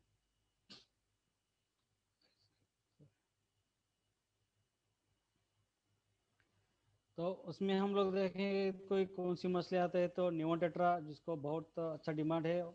और आपका अगर प्लांटेड अगर टैंक रहेगा तो उसमें ये मछलियाँ बहुत अच्छी तरह से रहती हैं, बहुत अच्छा टैंक दिखता है। जिसका वैज्ञानिक नेम है पैराचेरोडॉन इनेसी। ये अमेजन रिवर से आती है, 4.5 सेंटीमीटर। और ये जनरली ये ठंडे का सीजन, ठंडा सीजन में कोल्ड सीजन में ये ब्रीड होती है, जैसे कि हमारे यहाँ विंटर और मानसून सीजन में ये आराम से ब्रीड हो जाती है। अगर आप थ्रू आउट ईयर अगर ब्रीडिंग करना है तो आपको एसी की ज़रूरत लगेगी, एसी लगा के भी आप इसका ब्रीडिंग कर सकते हैं। फीमेल आप एट अ टाइम में 80 टू 150 एग देती है। और ये थोड़ा इसके लिए ब्रीडिंग के लिए थोड़ा एसिडिक पानी आपको रखना पड़ता है। देखो पी इसका जो पीएच है 5.5 से 6 इतना पीएच आपको रखना पड़ेगा। ये कुछ टेट्रास की कुछ प्रजातियां हैं, जैसे cardinal tetra tetra, amber tetra, golden tetra, glow light tetra, X ray tetra tetra, silver strip tetra, रूबिनस tetra, blood tetra, emperor tetra, panda tetra, serpae tetra, diamond tetra, बहुत सारे टेट्रास की प्रजातियां मार्केट में अवेलेबल है और इसका आप आराम से ब्रीडिंग कर सकते हैं। देन हम एक डिपॉजिटर पे जाएंगे। अभी जो जितनी मछलियाँ देखिए आप दिखाई वो एक स्कैटर मछलियाँ हैं, मीन्स वो अंडे छोड़ती हैं। अभी देखेंगे कि एक डिपॉजिट एक कोई भी सबस्ट्रेटन के ऊपर या कोई भी भाग के ऊपर उसको चिपकाने वाली मछलियाँ हम देखेंगे। तो उसमें क्या है कि एंजल फिश आता है। ये बहुत शांत मछली है, आराम से एक टांकी में आराम से रहती है, लेकिन ब्रीडिंग के टाइम में थोड़ी सी एग्रेसिव हो जाती है। इसका साइंटिफिक नेम है टेरोफाइलम स्केलेरे। ये सिसिलिडी फैमिली से आए। ये अमेजन रिवर मछली है। मैक्सिमम 15 सेंटीमीटर तक बढ़ती है। टेम्परेचर इसके लिए भी 24 टू 28 डिग्री सेल्सियस अच्छा रहता है। नेचुरल कंडीशन अगर देखेंगे तो वो 250 mm तक बढ़ती है, और कंट्रोल कंडीशन अगर देखेंगे तो 150 तक बढ़ती है। अगर ब्रीडिंग करना है तो आपको जो प्रजनक मछलियाँ हैं, जो बूडर मछलियाँ हैं, उसको आप ब्लड वर्म, टूफेक्स वर्म या मोनाडेफना अगर देंगे प्रजनन से पहले, तो उसका क्या है कि जो एक क्वालिटी है वो बहुत अच्छे आती है, और जो यंग वंस है वो भी अच्छे क्वालिटी के आते हैं, उसका सर्वाइवल भी अच्छा मिलता है आपको। इसलिए क्या है कि ब्रीडिंग के पहले आपको ये मछली को ये टूफेक्स वर्म्स या ब्लड वर्म या मोनाडेफना देंगे तो आपको परफॉर्मर ब्रीडिंग का बहुत अच्छा आपको मिल सकता है। ब्रीडिंग के लिए भी जैसे देखा कि वहाँ हम मेल फीमेल को गोल्ड फिश में ट्यूबर्स कराते हैं, लेकिन यहाँ एंजल में वैसा नहीं रहता है। एंजल में क्या है कि ब्रीडिंग पेयर आप कैसे तैयार करेंगे, तो क्या है कि इसमें एक अलग इनकी एक अलग खासियत है एंजल मछली की। आप अगर 40 या 50 जो बड़े साइज की मछलियाँ हैं एंजल की, एक बड़े टांकी में आप रखिए, जो 50 80 या 100 लीटर वाला टांकी में आप रखेंगे, तो क्या होगा कि उस ये क्या है कि अगर ये मछली जो है उसका खुद का पेयर है, खुद का पार्टनर वो खुद सिलेक्ट करती है ये मछली, एंजल मछली। तो ये पता कैसे चलेगा, आप इसके लिए थोड़ा आपको ऑब्जर्वेशन करना पड़ेगा। थोड़ा आपको जो टाके को आपको दिन भर दिन भर हर 2 घंटे के बाद अगर ऑब्जर्व करेंगे, तो क्या है कि एक पेयर आप देखेंगे कि एक जोड़ी एक कोने में आएगी और बाकी मछली को वहां आने नहीं देगी। तो आप समझ लो कि ये जो जोड़ी है वो बन गई है। इस वो पेयर को, वो दो एंजल मछली को आपको उठा के एक अलग टाकी में रखना है, अलग टाकी में आपको रखना है, तो वो आपकी ब्रीडिंग पेयर आपकी मिल गई। ये एक सिंपल तरीका है कि पेयर कैसे हम इसका ढूंढें। जब तैयार हो गए, वो पेयर आपको मिल गई, पेयर को आप दूसरे टांके में छोड़ दिया, तो छोड़ने के बाद आप देखेंगे कि उसमें ये क्या है कि अंडे डिपॉजिट करते हैं। इसलिए आपको क्या है कि मार्बल की ब्लैक स्ट्रिप, ब्लैक इसलिए बोल रहा हूँ, या कोई भी डार्क कलर वाले आप अगर रखेंगे तो वो अच्छा रहता है, जिसके क्या होगा आपको पता चलेगा कि अंडे की क्वालिटी कैसी है, फर्टिलाइज हुए कि अनफर्टिलाइज है, वो आपको अच्छी तरह से पता चल जाएगा। इसलिए आपको ब्लैक मार्बल, या देखो यहाँ एक कोन शेप रखा है, ऐसे आपको रखना है, जिसके ऊपर ये अंडा डिपॉजिट करेंगे। तो अंडा कैसे डिपॉजिट करेगी, एक बार ये पेयर आपने छोड़ने के बाद वो क्या करेंगे कि फर्स्ट पहले क्या है कि मादा मछली नीचे से ऊपर तक जाएगी, अंडे चिपकाते एक लाइन में वो ऐसे चिपकाते चिपकाते ऊपर चले जाएगी। फिर उसके इमीडिएटली उसके पीछे नर मछली आएगा और उसके ऊपर वो स्पर्म सिक्रेट करेगा, जिससे अंडे वो फर्टिलाइज हो जाएंगे। ये प्रोसेस कंटिन्यूस ऐसे 2-3 घंटा चलती है। जब जो स्पॉनिंग है, अंडा देने का जो प्रोसेस है वो खत्म हो गया, तो आप या तो फिर यो प्लेट को निकाल के दूसरे सेम वाटर क्वालिटी वाले पानी में रख सकते हैं, या फिर ये जो एंजल मछली है वो पेरेंटल केयर भी करती हैं। अगर वो नहीं कर पा रहे, अगर आपको पता चल रहा है कि आपने ऑब्जर्वेशन किया कि ये मछली है पेरेंट्स है वो अंडे को खा रहे, तो आप उसको जो प्लेट है उठा के आप दूसरे टांके में रख सकते हैं। जब रखेंगे तो देखो अभी जो प्लेट है वो सीधी है, ये इस पोर्शन में वो अंडे लगाए हैं। जब आप टांकी में रखेंगे, दूसरे टांकी में रखेंगे, तो आपको उल्टा करके रखना है, उल्टा ऐसे उल्टा करके रखना है। उल्टा इसलिए रखा है कि वो बच्चे जब हैच हो जाएंगे तो एक दूसरे के ऊपर स्लिप होके दूसरे को हानि पहुंचा सकते हैं। तो आप ऐसे उल्टा करके रखेंगे, इस साइड में अंडे हैं तो वो आराम से धीरे धीरे नीचे गिर जाएंगे और वो एक दूसरे को टच नहीं होंगे, तो क्या है कि स्ट्रेस नहीं आएगा।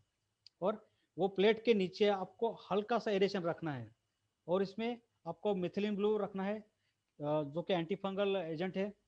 मिथिलीन ब्लू इसलिए डालना है कि ये क्या अंडे जो है वो प्रोटीनियस कंटेंट रहता है, उसमें फैट भी रहता है, तो क्या है कि उसको फंगल लगने का चांसेस ज़्यादा रहता है। इसलिए आप इसमें क्या है कि लाइट कलर आने तक आप उसको में मिथिलीन ब्लू डालना है। एक जो फीमेल है वो 300 से 400 अंडे देती है। देखो जो अनफर्टिलाइज जो अंडे रहेंगे वो व्हाइट कलर के रखते हैं, जिसमें वो खराब हो गए अंडे, और जो ट्रांसपेरेंट है वो फर्टिलाइज हो गए हैं। ये भी 72 आवर्स तक ये पूरे हैच हो जाते हैं। और आप देखेंगे कि देखो सेकंड फोटोग्राफ है, यहाँ देखेंगे कि नीचे पेट के पास थोड़ा बल्क पोर्शन है, थोड़ा सा राउंड कलर पोर्शन है, वो योक सैक है जो कि 72 आवर्स तक, हैचिंग के 72 आवर्स तक वो उसको खाना पहुंचाता है, उससे वो खाना लेता है। उसके बाद आपको खाना 72 आवर्स के बाद आपको खाना देना है बाहर से, जो कि आप जैसे गोल्ड फिश के लिए आपने दिया कि स्मॉल, यहाँ आप वो इन्फोजरिया दे सकते हैं, रोटी फर दे सकते हैं, जो भी कुदरती खाना है स्मॉल साइज वाला वो आपको दे सकते हैं। जैसे जैसे बढ़ेंगे उसके हिसाब से आपको लाइव फीड का साइज बढ़ाना है। ये कुछ वैरायटीज है एंजल की, marble, silver colour, black colour में, गोल्डन मार्बल कलर में, जैसे जैसे कलर है उसके हिसाब से उसके अलग अलग नाम दिए गए हैं। उसके बाद हम देखेंगे कि डिस्कस सेम ऐसे ही जैसे एंजल का ब्रीडिंग होता है उसके हिसाब से उस वैसे ही डिस्कस का भी ब्रीडिंग करते हैं, जिसका साइंटिफिक नेम है सिम्पासिडन डिस्कस। ये भी चिचिलिडी फैमिली से, ये भी अमेजोन से है। ये भी ये 15 सेंटीमीटर तक बढ़ती है मैक्सिमम। इसमें वो एक फर्क इतना ही है कि जो बच्चे हैं इसके शरीर के ऊपर एक लेयर आता है, मुकस लेयर आता है, वो खाती है उसके जो बच्चे हैं। पेरेंट्स के ऊपर जो मुकस रहता है उसके वो ही खाते हैं वो। और जब वो फ्री स्विमिंग हो जाएंगे उसके बाद फिर आप पेरेंट्स को निकाल के अलग रख सकते हैं। ये अलग अलग वैरायटीज है डिस्कस के। जरा एक मिनट ब्रेक लेते हैं, थोड़ा पानी पीता हूँ। Yes sir, sure.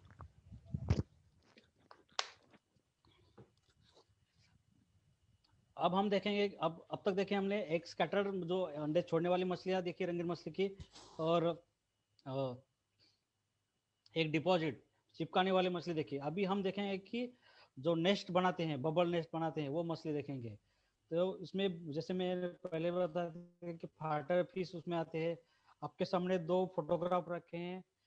जो बहुत अच्छा फिनेज वाला जो मछली है वो मेल है, और जो छोटा फिनेज वाला है जिसके फिश है वो छोटे रहते हैं वो फीमेल है। तो इससे आपको पता चल रहा है कि आराम से डिफ्रेंशिएट कर सकते हैं कि मेल कौन सा है और फीमेल कौन सा है। आप जब भी मार्केट में देखेंगे छोटे छोटे ग्लास में या छोटे प्लास्टिक के ग्लास में, आप देखेंगे कि एक सिंगल सिंगल मछली रखा है। जनरली ज़्यादा मार्केट में जो डिमांड रहता है आप देखेंगे कि फिनेज वाला मछली रहेगा जिसके फिन बड़े हैं, मीन्स मेल को अच्छा डिमांड रहता है, फीमेल को उतना मार्केट में डिमांड नहीं रहता है। जो फाइटर फिश जो है जिसको साइमेज फाइटिंग फिश बोलते हैं, ये एनाबेंटेडी फैमिली से आता है, जिसका जो वैज्ञानिक नेम है बेट्टा स्प्लेंडेनिस। ये ईस्ट मलेशिया और थाईलैंड इसका ओरिजिन है। 6 सेंटीमीटर इसका साइज है, और ये 300 से 500 अंडे देती है। जैसे मैं पहले बताया था कि इसका डॉर्सल फिन जो है जनरली फीमेल से थोड़ा बड़ा रहता है और थोड़ा पॉइंटेड रहता है। फीमेल में जो फिन्स रहता है डॉर्सल फिन वो थोड़ा कर्व रहता है, लेकिन यहाँ फिन थोड़ा पॉइंटेड रहता है। फीमेल थोड़ा डल कलर के रहते हैं, राउंडेड बेली रहती है, और फिनेज है वो नॉर्मल फिनेज रहते हैं, जो फिश है वो नॉर्मल रहते हैं। यहाँ हम अगर देखेंगे तो देखो कि पॉइंटेड उसका फिन रहता है, डॉर्सल फिन जो है थोड़ा पॉइंटेड है। लेकिन यहाँ जो देखे फीमेल में वो थोड़ा राउंडेड से, ठीक है।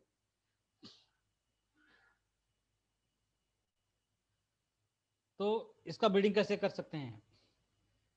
तो ब्रीडिंग करने के लिए सबसे पहले क्या है कि एक छोटे टांकी में, कांच के टांकी में इसका आप आराम से ब्रीडिंग कर सकते हैं, जिसमें आपको एक आप आलमंड का एक लीफ रख सकते हैं, या फिर पत्थर वाले का एक छोटा सा लीफ रख सकते हैं, या फिर प्लास्टिक का एक स्ट्रिप आप उसमें रख सकते हैं पानी में, जिसके नीचे क्या है कि बबल से मेल पहले आपको रखना है टांकी में, जो कि एक नेस्ट बनाता है, बबल का नेस्ट बना जाता है, धीरे धीरे करके बनाता है। जब बबल कंप्लीट नेस्ट कंप्लीट हो जाएगा, देखो यहाँ एक बड़ा बबल नेस्ट आपको दिखाई दे रहा है, तो एक बार नेस्ट तैयार हो गया, फिर जो तैयार फीमेल है वो आपको उसमें छोड़नी है।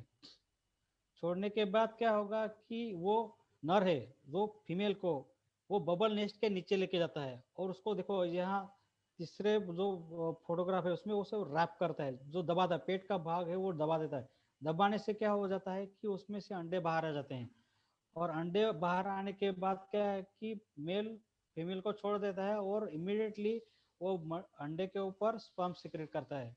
और क्या है कि स्पर्म सिक्रेट करने के बाद वो नीचे गिरने वाले अंडों को उठाता है, और वो जो बबल नेस्ट जो बना है उसमें लगा देता है। देखो वो उसमें लगा देता है। ऐसी ये प्रक्रिया एक दो घंटे तक चलती रहती है। जब कंप्लीट स्पॉनिंग हो जाएगा तो क्या है कि फिर होने के बाद आपने देखा, आपको देखने देगा कि अभी अंडा नहीं दे पाएगी, और क्या है कि मेल है वो फीमेल को अंडे के पास नहीं आने देगा। ऐसा टाइम आ जाएगा तो आपको पता चल जाएगा कि अभी स्पॉनिंग नहीं होगा और अंडा नहीं देगी फीमेल। तो इमीडिएटली आपको फीमेल को निकाल के उसको अच्छी तरह से डिसइंफेक्ट करना है। उसके लिए आपको पोटेशियम परमैंगनेट यूज करना है, जिसके पानी में आपको डुबा के आधा 20 से 30 सेकंड आपको डुबा के फिर आपको अलग टांकी में आपको रखना है।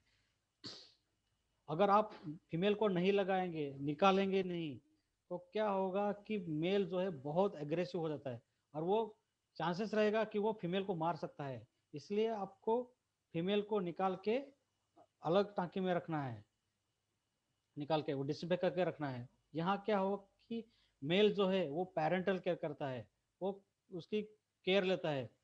जब तक बच्चे फ्री स्विमिंग होते नहीं तब तक वो केयर लेता है। अगर बबल से नीचे गिर रहे तो वो उठाएगा, और नीचे से उठाएगा और फिर से बबल में लगाएगा। तो इस तरीके से जो मेल है, जो नर मछली है, वो उसकी केयर लेता है हैचिंग होने तक। ये जो हैच हो गए हैं साधारण ये हम देखेंगे कि 24 to 36 आवर तक ये जो इनके बच्चे हैं वो अंडे से बाहर आ जाते हैं। बच्चे भी गिरते हैं, फिर भी जो नर है वो उनको उठा के फिर से बबल में लगाता है। जब फ्री स्विमिंग हो जाएंगे फिर आप मेल को आप निकाल के आप दूसरे टांकी में आप रख सकते हैं। फिर आपको फीडिंग यहाँ चालू करना है। जो बच्चे हैं जो एक बार फ्री स्विमिंग होने के बाद आपको यहाँ इन्फ्यूजर है, आपको एक तो जो बेबी फूड है वो आप यहाँ इनको देना चाहिए। ये कुछ फाइटर के वैरायटीज है, ब्लू कलर में, रेड कलर में, व्हाइट कलर में।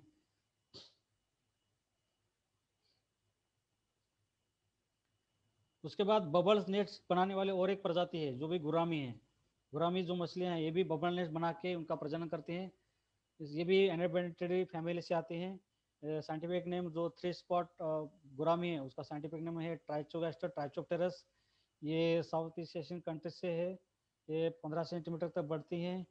एक फीमेल 500 से 800 एग्स देते हैं। ये मछली के लिए भी आपको वैसे एक लीफ या प्लास्टिक की स्ट्रिप आपको पानी में रखनी है, जिसके नीचे वो बबल नेस्ट बनाएगा और ये ब्रीडिंग करती है।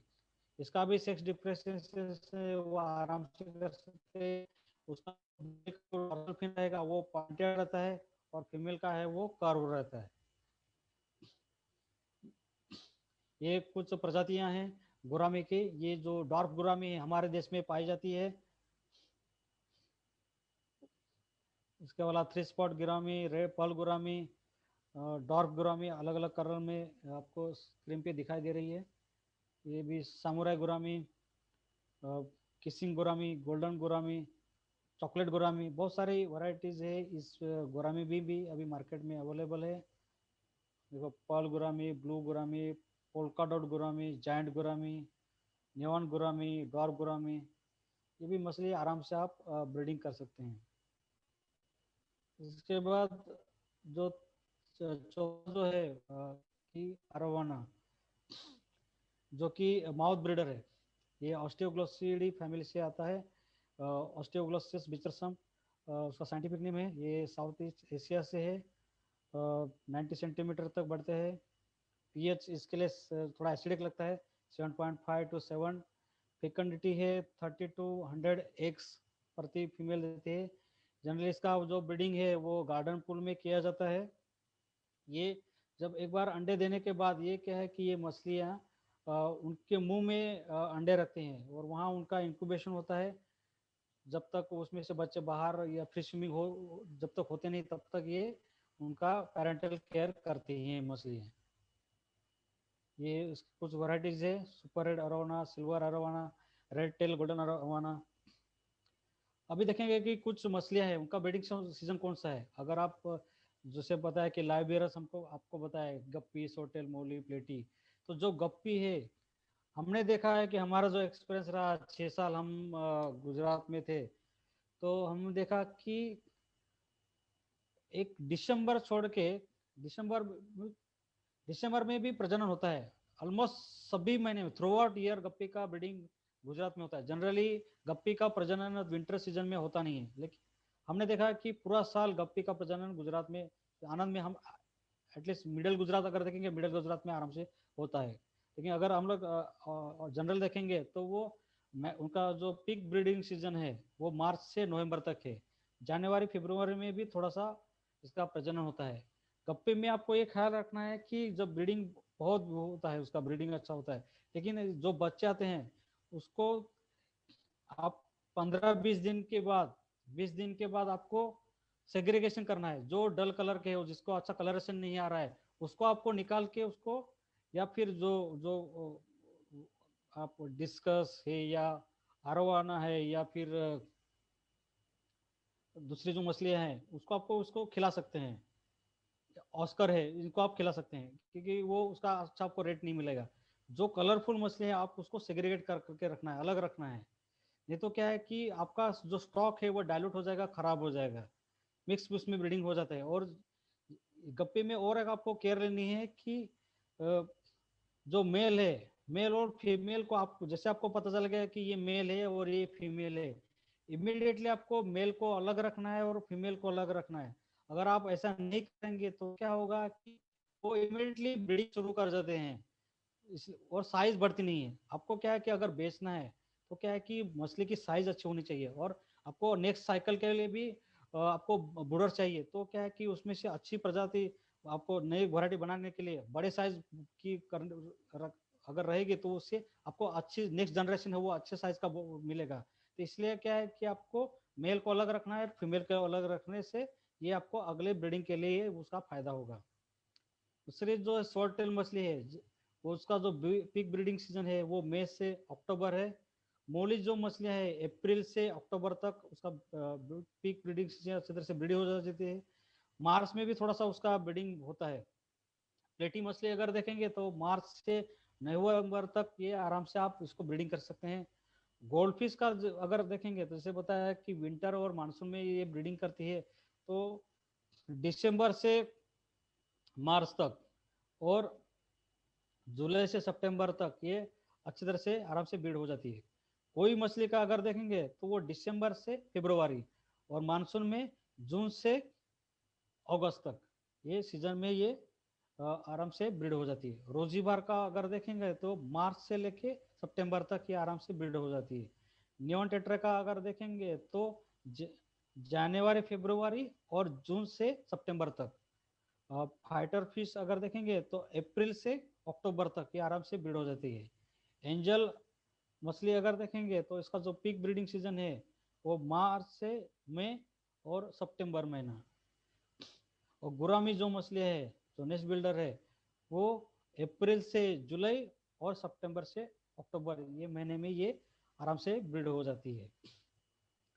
अभी जैसे मैं बताया कि लाइव फीड का मैं जिक्र किया पहले कि जब बच्चे आ जाते हैं अंडे से बाहर जाते हैं तो 3 दिन के बाद तो उसके जो पे इनको भी जो योग शाक रहते हैं उसमें से वो खाना लेते हैं, लेकिन उसके बाद खाना क्या देना है तो इन्फ्यूज सबसे पहला starter food है जो कि इन्फ्यूजरा है। अगर आप डैनियो का ब्रीडिंग कर रहे हैं, फाइटर फिश का कर रहे हैं, एंजल कप कर रहे हैं तो आपके पास इन्फ्यूजरिया होना चाहिए। इन्फ्यूजरिया आप आराम से इसका लाइफ फीड बना सकते हैं, केले के मदद से कर सकते हैं, मिल्क से बना सकते हैं।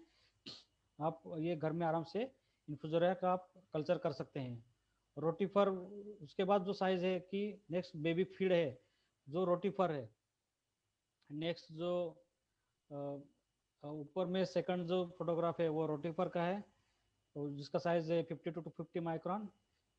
ये भी जो गोल्ड फिश रहेगी, एंजल फिश रहेगी, इसका अच्छा स्टार्टअप फीड है। उसके बाद जैसे बोला कि बड़ी साइज वाले जब हो जाती है 20 दिन के बाद तो उसके बाद आप मोइना डैफनिया ये खिला सकते हैं। देन उसके बाद जो आर्टिमिया जो रखे है कि 4 mm से लेकर 2 सेंटीमीटर उसका फ्रेशली हैच जो आर्टिमिया है ये सभी मछली के लिए ये बेबी फूड है, ये यूनिवर्सल बेबी फूड है क्योंकि ये सभी मछली के लिए चलता है, इसलिए इसको यूनिवर्सल बेबी फीड बोलते हैं, स्टार्टर फीड बोलते हैं। और ये इसके डॉर्मेंट फॉर्म में इसके जो अंडे हैं वो मार्केट में मिलते हैं। आप एक दिन में इसका हैचिंग कर सकते हैं, एरेशन लगा के खारा पानी 35 ppt का पानी बना के आप इसको हैच आपके कोई भी कहाँ भी आप इसका कर सकते हैं। गुजरात में अगर आपको करना है वहाँ क्या है कि थोड़ा हार्डनेस ज़्यादा है तो आपको इसका हैचिंग करना है आर्टिमिया का तो आपको आरओ पानी का यूज़ करना चाहिए। अगर आरओ पानी नहीं यूज़ करेंगे तो आपको क्या है कि हैचिंग अच्छी तरह से मिलेगा नहीं। तो अच्छी तरह से आपको आर्टिमिया का नोप्ले अगर लार्वी चाहिए तो आप आरओ पानी यूज़ करना चाहिए। और जो ब्रीडिंग के लिए आपको अच्छा परफॉर्मेंस मिलने के लिए to face blood one mosquito larvae ये बूडर मछली को आपको खिलाने चाहिए, जिससे क्या है कि आपको यंग वंस अच्छे क्वालिटी के मिलेंगे। लार्वर जो बच्चों का जो सर्वाइवल है रिकवरी है वो आपको बहुत अच्छी मिलेगी और कलरेशन भी आपको अच्छा मिलेगा। अगर ब्रीडिंग का देखेंगे तो क्या है कि अगर आप बैकयार्ड में घर में मुंबई में जो सिटी देखें वहाँ बहुत घर के कॉस्ट बहुत है, लैंड कॉस्ट बहुत है, किराया बहुत है, तो वो क्या है कि जो उनका घर में ही टैंक एक रैक लगा के वहाँ वो ब्रीडिंग करते हैं।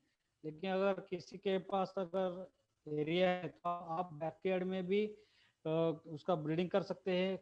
या फिर एक ऐसे आपके पास एक लेआउट दिखाया है कि ऐसे आप एक ब्रीडिंग यूनिट बना सकते हैं जिसमें क्या है कि जो भी मछली यूनिट में क्या है कि एक क्वारंटाइन रूम रहेगी जो कि कोई भी मछली बाहर से आएगी उसको पहले क्वारंटाइन करना जरूरी है क्योंकि जो बाहर से मछली जो भी आप लेके आएंगे उस पर इन्फेक्शन हो सकता है, कोई डिसीज पहले से उसमें कुछ होने के चांसेस रहते हैं।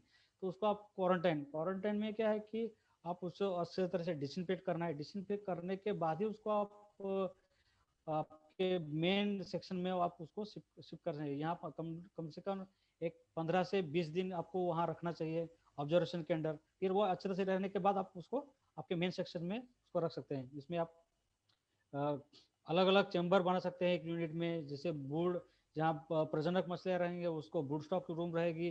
फिर लार्वर और बूड स्टॉक के बीच में आपको लाइव फीड यूनिट बनाना चाहिए जनरली, सो दैट क्या है कि लाइव फीड आप ब्रूडर्स को भी देंगे और जो बच्चे रहेंगे उनको भी दे सकते हैं।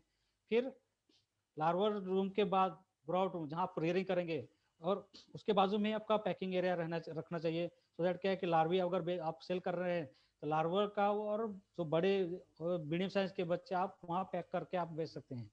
और जिसका डॉक्यूमेंटेशन जो मेंटेन करने के लिए आप ऑफिस आपके पास होना चाहिए कि आपके पास स्टॉक कितना रहा, इकोनॉमिक्स निकालने के लिए आपके पास ऑफिस होना चाहिए।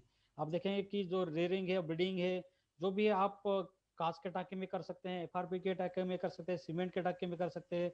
और जैसे टारपोलिन सिंपल तरीके से भी आप कर सकते हैं। देखो टारपोलिन लगा के यहाँ भी आप रेयरिंग करते हैं।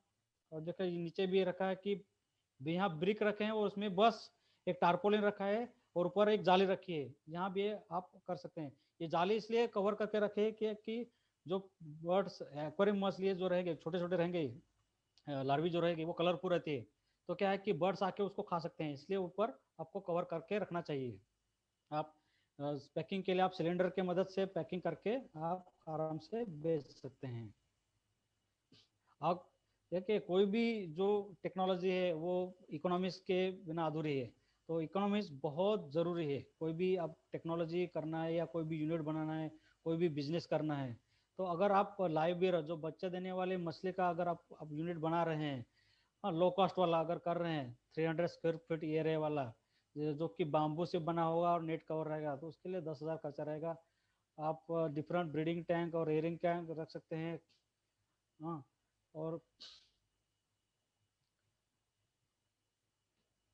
और आप अगर इसमें लाइव बेयरर्स में आप भी मोलिस और लेडी 800 फीमेल्स और 200 मेल अगर रखेंगे 5 रुपए के हिसाब से, और उसको खाना और उसका जो ब्रीडिंग परफॉर्मेंस आप देखेंगे, तो आपको नेट जो इनकम है वो 67,770 रुपये आपको मिल सकता है। मीन्स अगर मंथली इनकम अगर देखेंगे, तो मंथली इनकम अगर देखेंगे तो आप हर महीने में 5,500 आपको मिल सकता है इनकम। एक साल में आप 3 साइकिल आराम से निकाल सकते हैं अगर सर्वाइवल आप 80% पकड़ेंगे तो नेट इनकम आपको 67,770 आपको आराम से मिल सकता है। ये रहा जो बच्चे देने वाले मसले के बारे में। दूसरा, अगर बड़ा साइज यूनिट अगर जो एग लेयर्स वाला अगर आप कर रहे हैं, जो कि लैंड एरिया मानो 1.5 हेक्टर है, और इसमें broodstock tank, breeding tank, larva tank, rearing tank, earthen pond, ये इतने आप सेक्शन रखें, और इसमें आप 3,000 फीमेल और 4,000 मेल रखें। स्पेशली गोल्ड फिश का अगर देखेंगे तो आपको क्या है कि 1,500 किलो आपको खाना लगेगा एक साल के लिए। अगर उसका रेट अगर देखेंगे 50 रुपये पर किलो के हिसाब से अगर देखेंगे, और आपको फिकंडिटी मानो आपने एवरेज पकड़ लिया 1,000 एक मछली के पीछे मिल गई, और 60% अगर आपको सर्वाइवल मिल गया, तो आप 20 लाख सीड प्रोड्यूस कर सकते हैं, जिससे आपको 60 लाख आपको इनकम मिल सकता है। अगर आप नेट इनकम देखेंगे तो नेट इनकम आपको माइनस करके 42,58,000 मिल सकता है। मीन्स मंथली आप जो इनकम है आपको 3.5 लाख आपको मिल सकता है एन एवरेज। ये कुछ हमारे देसी मसले ऑलरेडी आपको जैमी सर ने दिखाई है, फिर भी मैं फिर से एक बार एक्सप्लेन करना चाहता हूँ कि ये हमारे देश में मिलती है। मिस केरला, जो कि केरला क्वीन बोलते हैं, पुंटेस डेनिसोनी, जेब्रा डेनी, इसका भी आराम से ब्रीडिंग कर सकते हैं। लेपर्ड लोज, ये भी आराम से ब्रीड हो सकता है। मोनोजल, ये एक्चुअली ब्रैकिश वाटर फिश है, क्रिक में पाई जाने वाली मछली है, लेकिन ये फ्रेश वाटर में आराम से एक्लिमेटाइज हो जाती है। बंगाल लोज, हाइफिन बार, ये 4 स्पॉट बार, ब्लैक स्पॉट बार, नाइफ फिश, गुरामी, ये जो गुरामी मछली हमारे यहाँ बहुत सारे गुजरात में पाए जाते हैं। पिकॉक ईल है, ये भी हमारे यहाँ पाई जाती है। जाइंट डेनियो, ये भी हमारे बहुत सारे जो पॉन्ड्स है वहाँ हमारे ये मिलती है। नाइफ फिश ये भी मिल जाती है, ये हमारे देश में पाई जाती है। ये कुछ बैगोस, नियॉन रेनबो, रेटल, सिल्वर डॉलर, कैटफिश, फॉरहॉर्न, ये पिकॉकिल, ये बहुत सारे चिचलिड मछलियाँ। गुजरात का एक इन्वायरमेंट जो है वो चिचलिड जो मछली है उनके लिए सुटेबल है, यहाँ आराम से ब्रीड कर सकते हैं। हमारा एक ट्रेनिंग है वो विनोद पवार करके, जो कोई बड़ौदा में है, वो पहले से ब्रीडिंग करता था, लेकिन उसको दिक्कत आती थी कि लार्वा रेयरिंग के लिए बहुत सारे आप आराम से कोई भी हॉबिस्ट है वो ब्रीड कर सकता है। दिक्कत आती है कि लार्वा रेयरिंग में आप क्या है कि इसलिए क्या है कि आपके पास बेबी फूड आपके पास होना चाहिए। अभी हमारे यहाँ से ट्रेनिंग करने के बाद वो अच्छी तरह से बहुत सारे चिचलिड मछली का वो ब्रीडिंग आराम से करता है। ये कुछ मछलियाँ वाली और या विदेशी मछलियाँ हैं, जिसका हमारे यहाँ उसका सीड प्रोडक्शन टेक्नोलॉजी हमारे यहाँ सिफा में विकसित किया है, जिसमें rosy barb, giant danio, melon barb, Narayan barb, filamentous barb, Tamraparni barb, dwarf gourami, giant gourami, black line rasbora, tiger बाप, koi carp, gold fish, angel fish, serpae tetra, jewel jewel cichlid, इसका technology हमारे सिफा में विकसित किया गया है। अभी हम देखेंगे कि अभी जो प्रधानमंत्री मत्स्य संपदा योजना है, इसमें भी रंगीन मछली के लिए का प्रमोट करने के लिए को भी सब्सिडी स्कीम रखी है। तो ऑर्नामेंटल यूनिट अगर डेवलप करना है, तो अगर बैकयार्ड यूनिट अगर आप डेवलप करेंगे, जो कि जिसका कॉस्ट अगर 30 लाख रहे, तो उसमें गवर्नमेंट असिस्टेंट आपको जनरल कैटेगरी का रहेगा तो उसमें 40% मिलता है। SC ST वुमन रहेगा तो उसमें 60% उसमें प्राविधान रखा है। और अभी ये योजना है, ये चालू है। आप आपके जो स्टेट फिशरी डिपार्टमेंट में है, वहाँ इसका आप अप्लाई कर सकते हैं। NFD भी इसका फंडिंग करता है। मीडियम स्केल अगर आपको यूनिट करना है मरीन और फ्रेश वाटर का, तो उसका 8 लाख का कॉस्ट के लिए 3.20% जो 40% जो भी है कि 40% जनरल के लिए, बाकी जो SC ST वुमन के लिए 60% है। इंटीग्रेटर अगर करना है तो उसके 25 लाख उसका यूनिट कॉस्ट रहेगा। Integrator ornamental breeding rearing unit रहेगा 30 लाख, इस पे इतना भी कॉस्ट रखा है। इस और वुड बैंक अगर आपको डेवलप करना है तो उसके लिए भी इसमें स्कीम है। जो पंतप्रधान मत्स्य संपदा योजना में 576 करोड़ का प्राविधान उसमें है। यहाँ एक फोटोग्राफ रखा है सकर कैटफिश का। बहुत सारे जो ओनर शॉपकीपर्स है या वो सजेस्ट करते हैं हॉबीज को कि आप एक ताकि क्लीनिंग के लिए ये मछली को आप लेके जाइए। लेकिन ये क्या है कि हम बोलेंगे कि ये मछली आप मत सेल कीजिए, या और लेने वाले भी इसको मत लीजिए, क्योंकि क्या है कि इससे अलावा आप क्या है कि कुछ देसी मछली लोचेस आप रखिए जो भी टैंक को क्लीन करती हैं। इसका डिसएडवांटेज है, मैं मना इसलिए कर रहा हूँ कि ये अगर मछली रखेंगे ना, तो क्या है कि कुछ सालों के बाद ये बड़ी हो जाती है। इसको जनरली कुछ उतना डिसीज नहीं आता, कुछ प्रॉब्लम नहीं आता, आराम से बढ़ती है। बड़े होने के बाद क्या है कि बहुत सारे शॉपकीपर्स या जो हॉबिस्ट है जो घर में लेके जाते हैं, वो क्या करते हैं, उनके टाकी छोटे रहते हैं, उसमें ये बड़ी साइज हो जाती है, फिर ये उठा के क्या है कि ओपन वाटर में छोड़ देते हैं।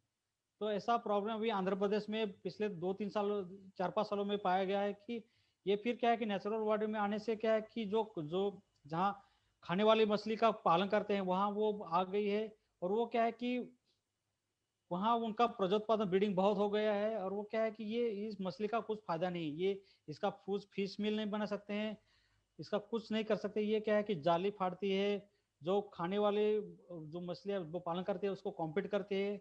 और जिसके कारण क्या है कि जिसका पालन करना है उसका ग्रोथ रेट कम मिलता है। इसलिए आप डिस्करेज कीजिए जो भी वो शॉपकीपर हैं और जो भी पालन कर रहे हैं, आप ये मछलियाँ कृपया हम आपको रिक्वेस्ट करेंगे कि ऐसी ये मछलियाँ आप ले आप मत लीजिए। इसके अलावा आप जो लोचे से आपको बचा है, लेपर्ड लोच, बहुत अच्छे क्वालिटी के लोच आपके यहाँ मिलते हैं, आप वो लोच आपके टैंक में डालिए, वो दिखने में भी अच्छे रहते हैं, हमारे देश के मछलियाँ हैं, तो आप वो मछली को रखिए। Thank you. कुछ आपको आपको कुछ अगर कुछ डाउट्स है तो आप पूछ सकते हैं। Yes, thank you sir. यहाँ पे क्वेश्चन आंसर्स में आपको दिख रहा है वहाँ पे Q&A में दो प्रश्न आए हैं। पहला है दिव्यांग जी का, what should be the ratio of male female in live bearers to produce more males specially in guppies. अच्छा, गप्पीज के लिए, हम्म। गप्पी के लिए ऐसा रेशियो नहीं है, लेकिन आप जनरली एक 2:1 रेशियो जो है ना वो सही है। क्योंकि क्या है कि 2:1 रेशियो इसलिए है कि वेट के हिसाब से दोनों का रेशियो सेम होना चाहिए। क्योंकि जो जितने फीमेल के में जो स्पर्म पैकेट जो रहे ओवी पॉजिटिव जो ओविसैक है फीमेल में, उतने जो जो जो वहाँ एग्स है वो फर्टिलाइज होने चाहिए। तो उसके हिसाब से मेल का रेशो उसके साथ होना चाहिए। तो जनरली मैं अगर सजेस्ट करूंगा कि एक फीमेल के लिए आप 2 रखिए। ओके। दिव्यांग भाई आप बात कर सकते हैं, वो नहीं कर सकते क्या? हाँ, कर सकते हैं। अगर एक सेकेंड, उनको मैं अलाउ टू टॉक करता हूँ। हम्म, अभी छूट इस चुके हैं, वो लीव कर दिया उन्होंने, वेरी गुड। है नहीं है वहाँ पे। जनरली गप्पी में क्या है कि जो बच्चे हैं उनको आपको सेग्रीगेट करना बहुत जरूरी है। जो डिसकलर है अच्छे कलर वाले नहीं है, आपको उसको सेग्रीगेट करके अलग रखना है। वो अगर रखेंगे आप उसी टांकी में रखेंगे तो वो क्या है कि बाद में आपको प्रॉब्लम है, आपका स्टॉक खराब कर सकते हैं वो सब, और उसको खिलाने का कुछ मतलब भी नहीं है। बेटर है कि जो मांसाहारी जो मछली है, रंगीन मछली, आप उसको खिला दो। और एक है वहाँ पे सृजल जी का, can we breed mono angels in aquarium? अभी इसका एक्चुअली शिबा और जो रत्नागिरी कॉलेज के ऊपर काम कर रहा है। अभी इसका टेक्नोलॉजी उतना आया नहीं है, लेकिन ये एक्चुअली ब्रैकिश वाटर की मछली है। आप ब्रैकिश वाटर में इसका ब्रीडिंग कर सकते हैं, अभी का ट्राई कर सकते हैं। ओके, ये ब्रैकिश मानिक जी वाटर को। लेकिन उसके लिए लगा, फ्रेश वाटर में नहीं कर पाएंगे आप। Okay sir, thank you. Manik ji, ये पीपीटी आपको शेयर करने की ज़रूरत नहीं है मेल पे। तो आपको ये वीडियो है, ये रिकॉर्डिंग है, हमारे किसान के फेसबुक का पेज है, वहाँ पे हमेशा रहेगा, आप वहाँ से देख सकते हैं। नहीं तो हम ये आखिर में जमीक सर का मेल आईडी शेयर करने वाले हैं, उनको मेल करके आप वो रिक्वेस्ट कर सकते हैं वहाँ पे। एक्चुअली ये पीपीटी है ना बहुत बड़ा है। अभी जो आप हाँ, बहुत देखेंगे बड़ा तो पीपीटी है। ये लगभग 80 स्लाइड के ऊपर है, 50 स्लाइड। Right, right. अगर आप इसका अगर साइज अगर देखेंगे, बहुत बड़ा है सर। ईमेल में जो है 20 MB की लिमिट है। हम्म। गूगल ड्राइव पे ये हो सकता है, लेकिन यस, गूगल एक्चुअली मेरा जो गूगल ड्राइव है ऑलरेडी फुल है, यस तो एक्चुअली ये मैं भट्ट सर उसमें का। लोड नहीं कर पाऊंगा। राइट सर, ये भट्ट सर का ईमेल आईडी है। किसी को अगर चाहिए तो हम आप यहाँ पे फोन करके मेल करके रिक्वेस्ट कर सकते हैं। दीपक जी, इसमें जे नहीं है आगे, जे भट्ट है। Right, right, right, right. Okay, ये पिंग करते हैं हम। ये मैं रिपीट करता हूँ, ये मोबाइल नंबर है 8008288749 और ईमेल आईडी है jbhatt07@aau.in। सभी का शुक्रिया आने के लिए यहाँ पे। चौधरी सर, बहुत बढ़िया प्रेजेंटेशन था। जमीन सर, थैंक यू, फिर मिलेंगे। Thank you. Thank you Deepak जी, अभी नया कुछ करेंगे अभी फिर से यस, 10 दिन में कुछ।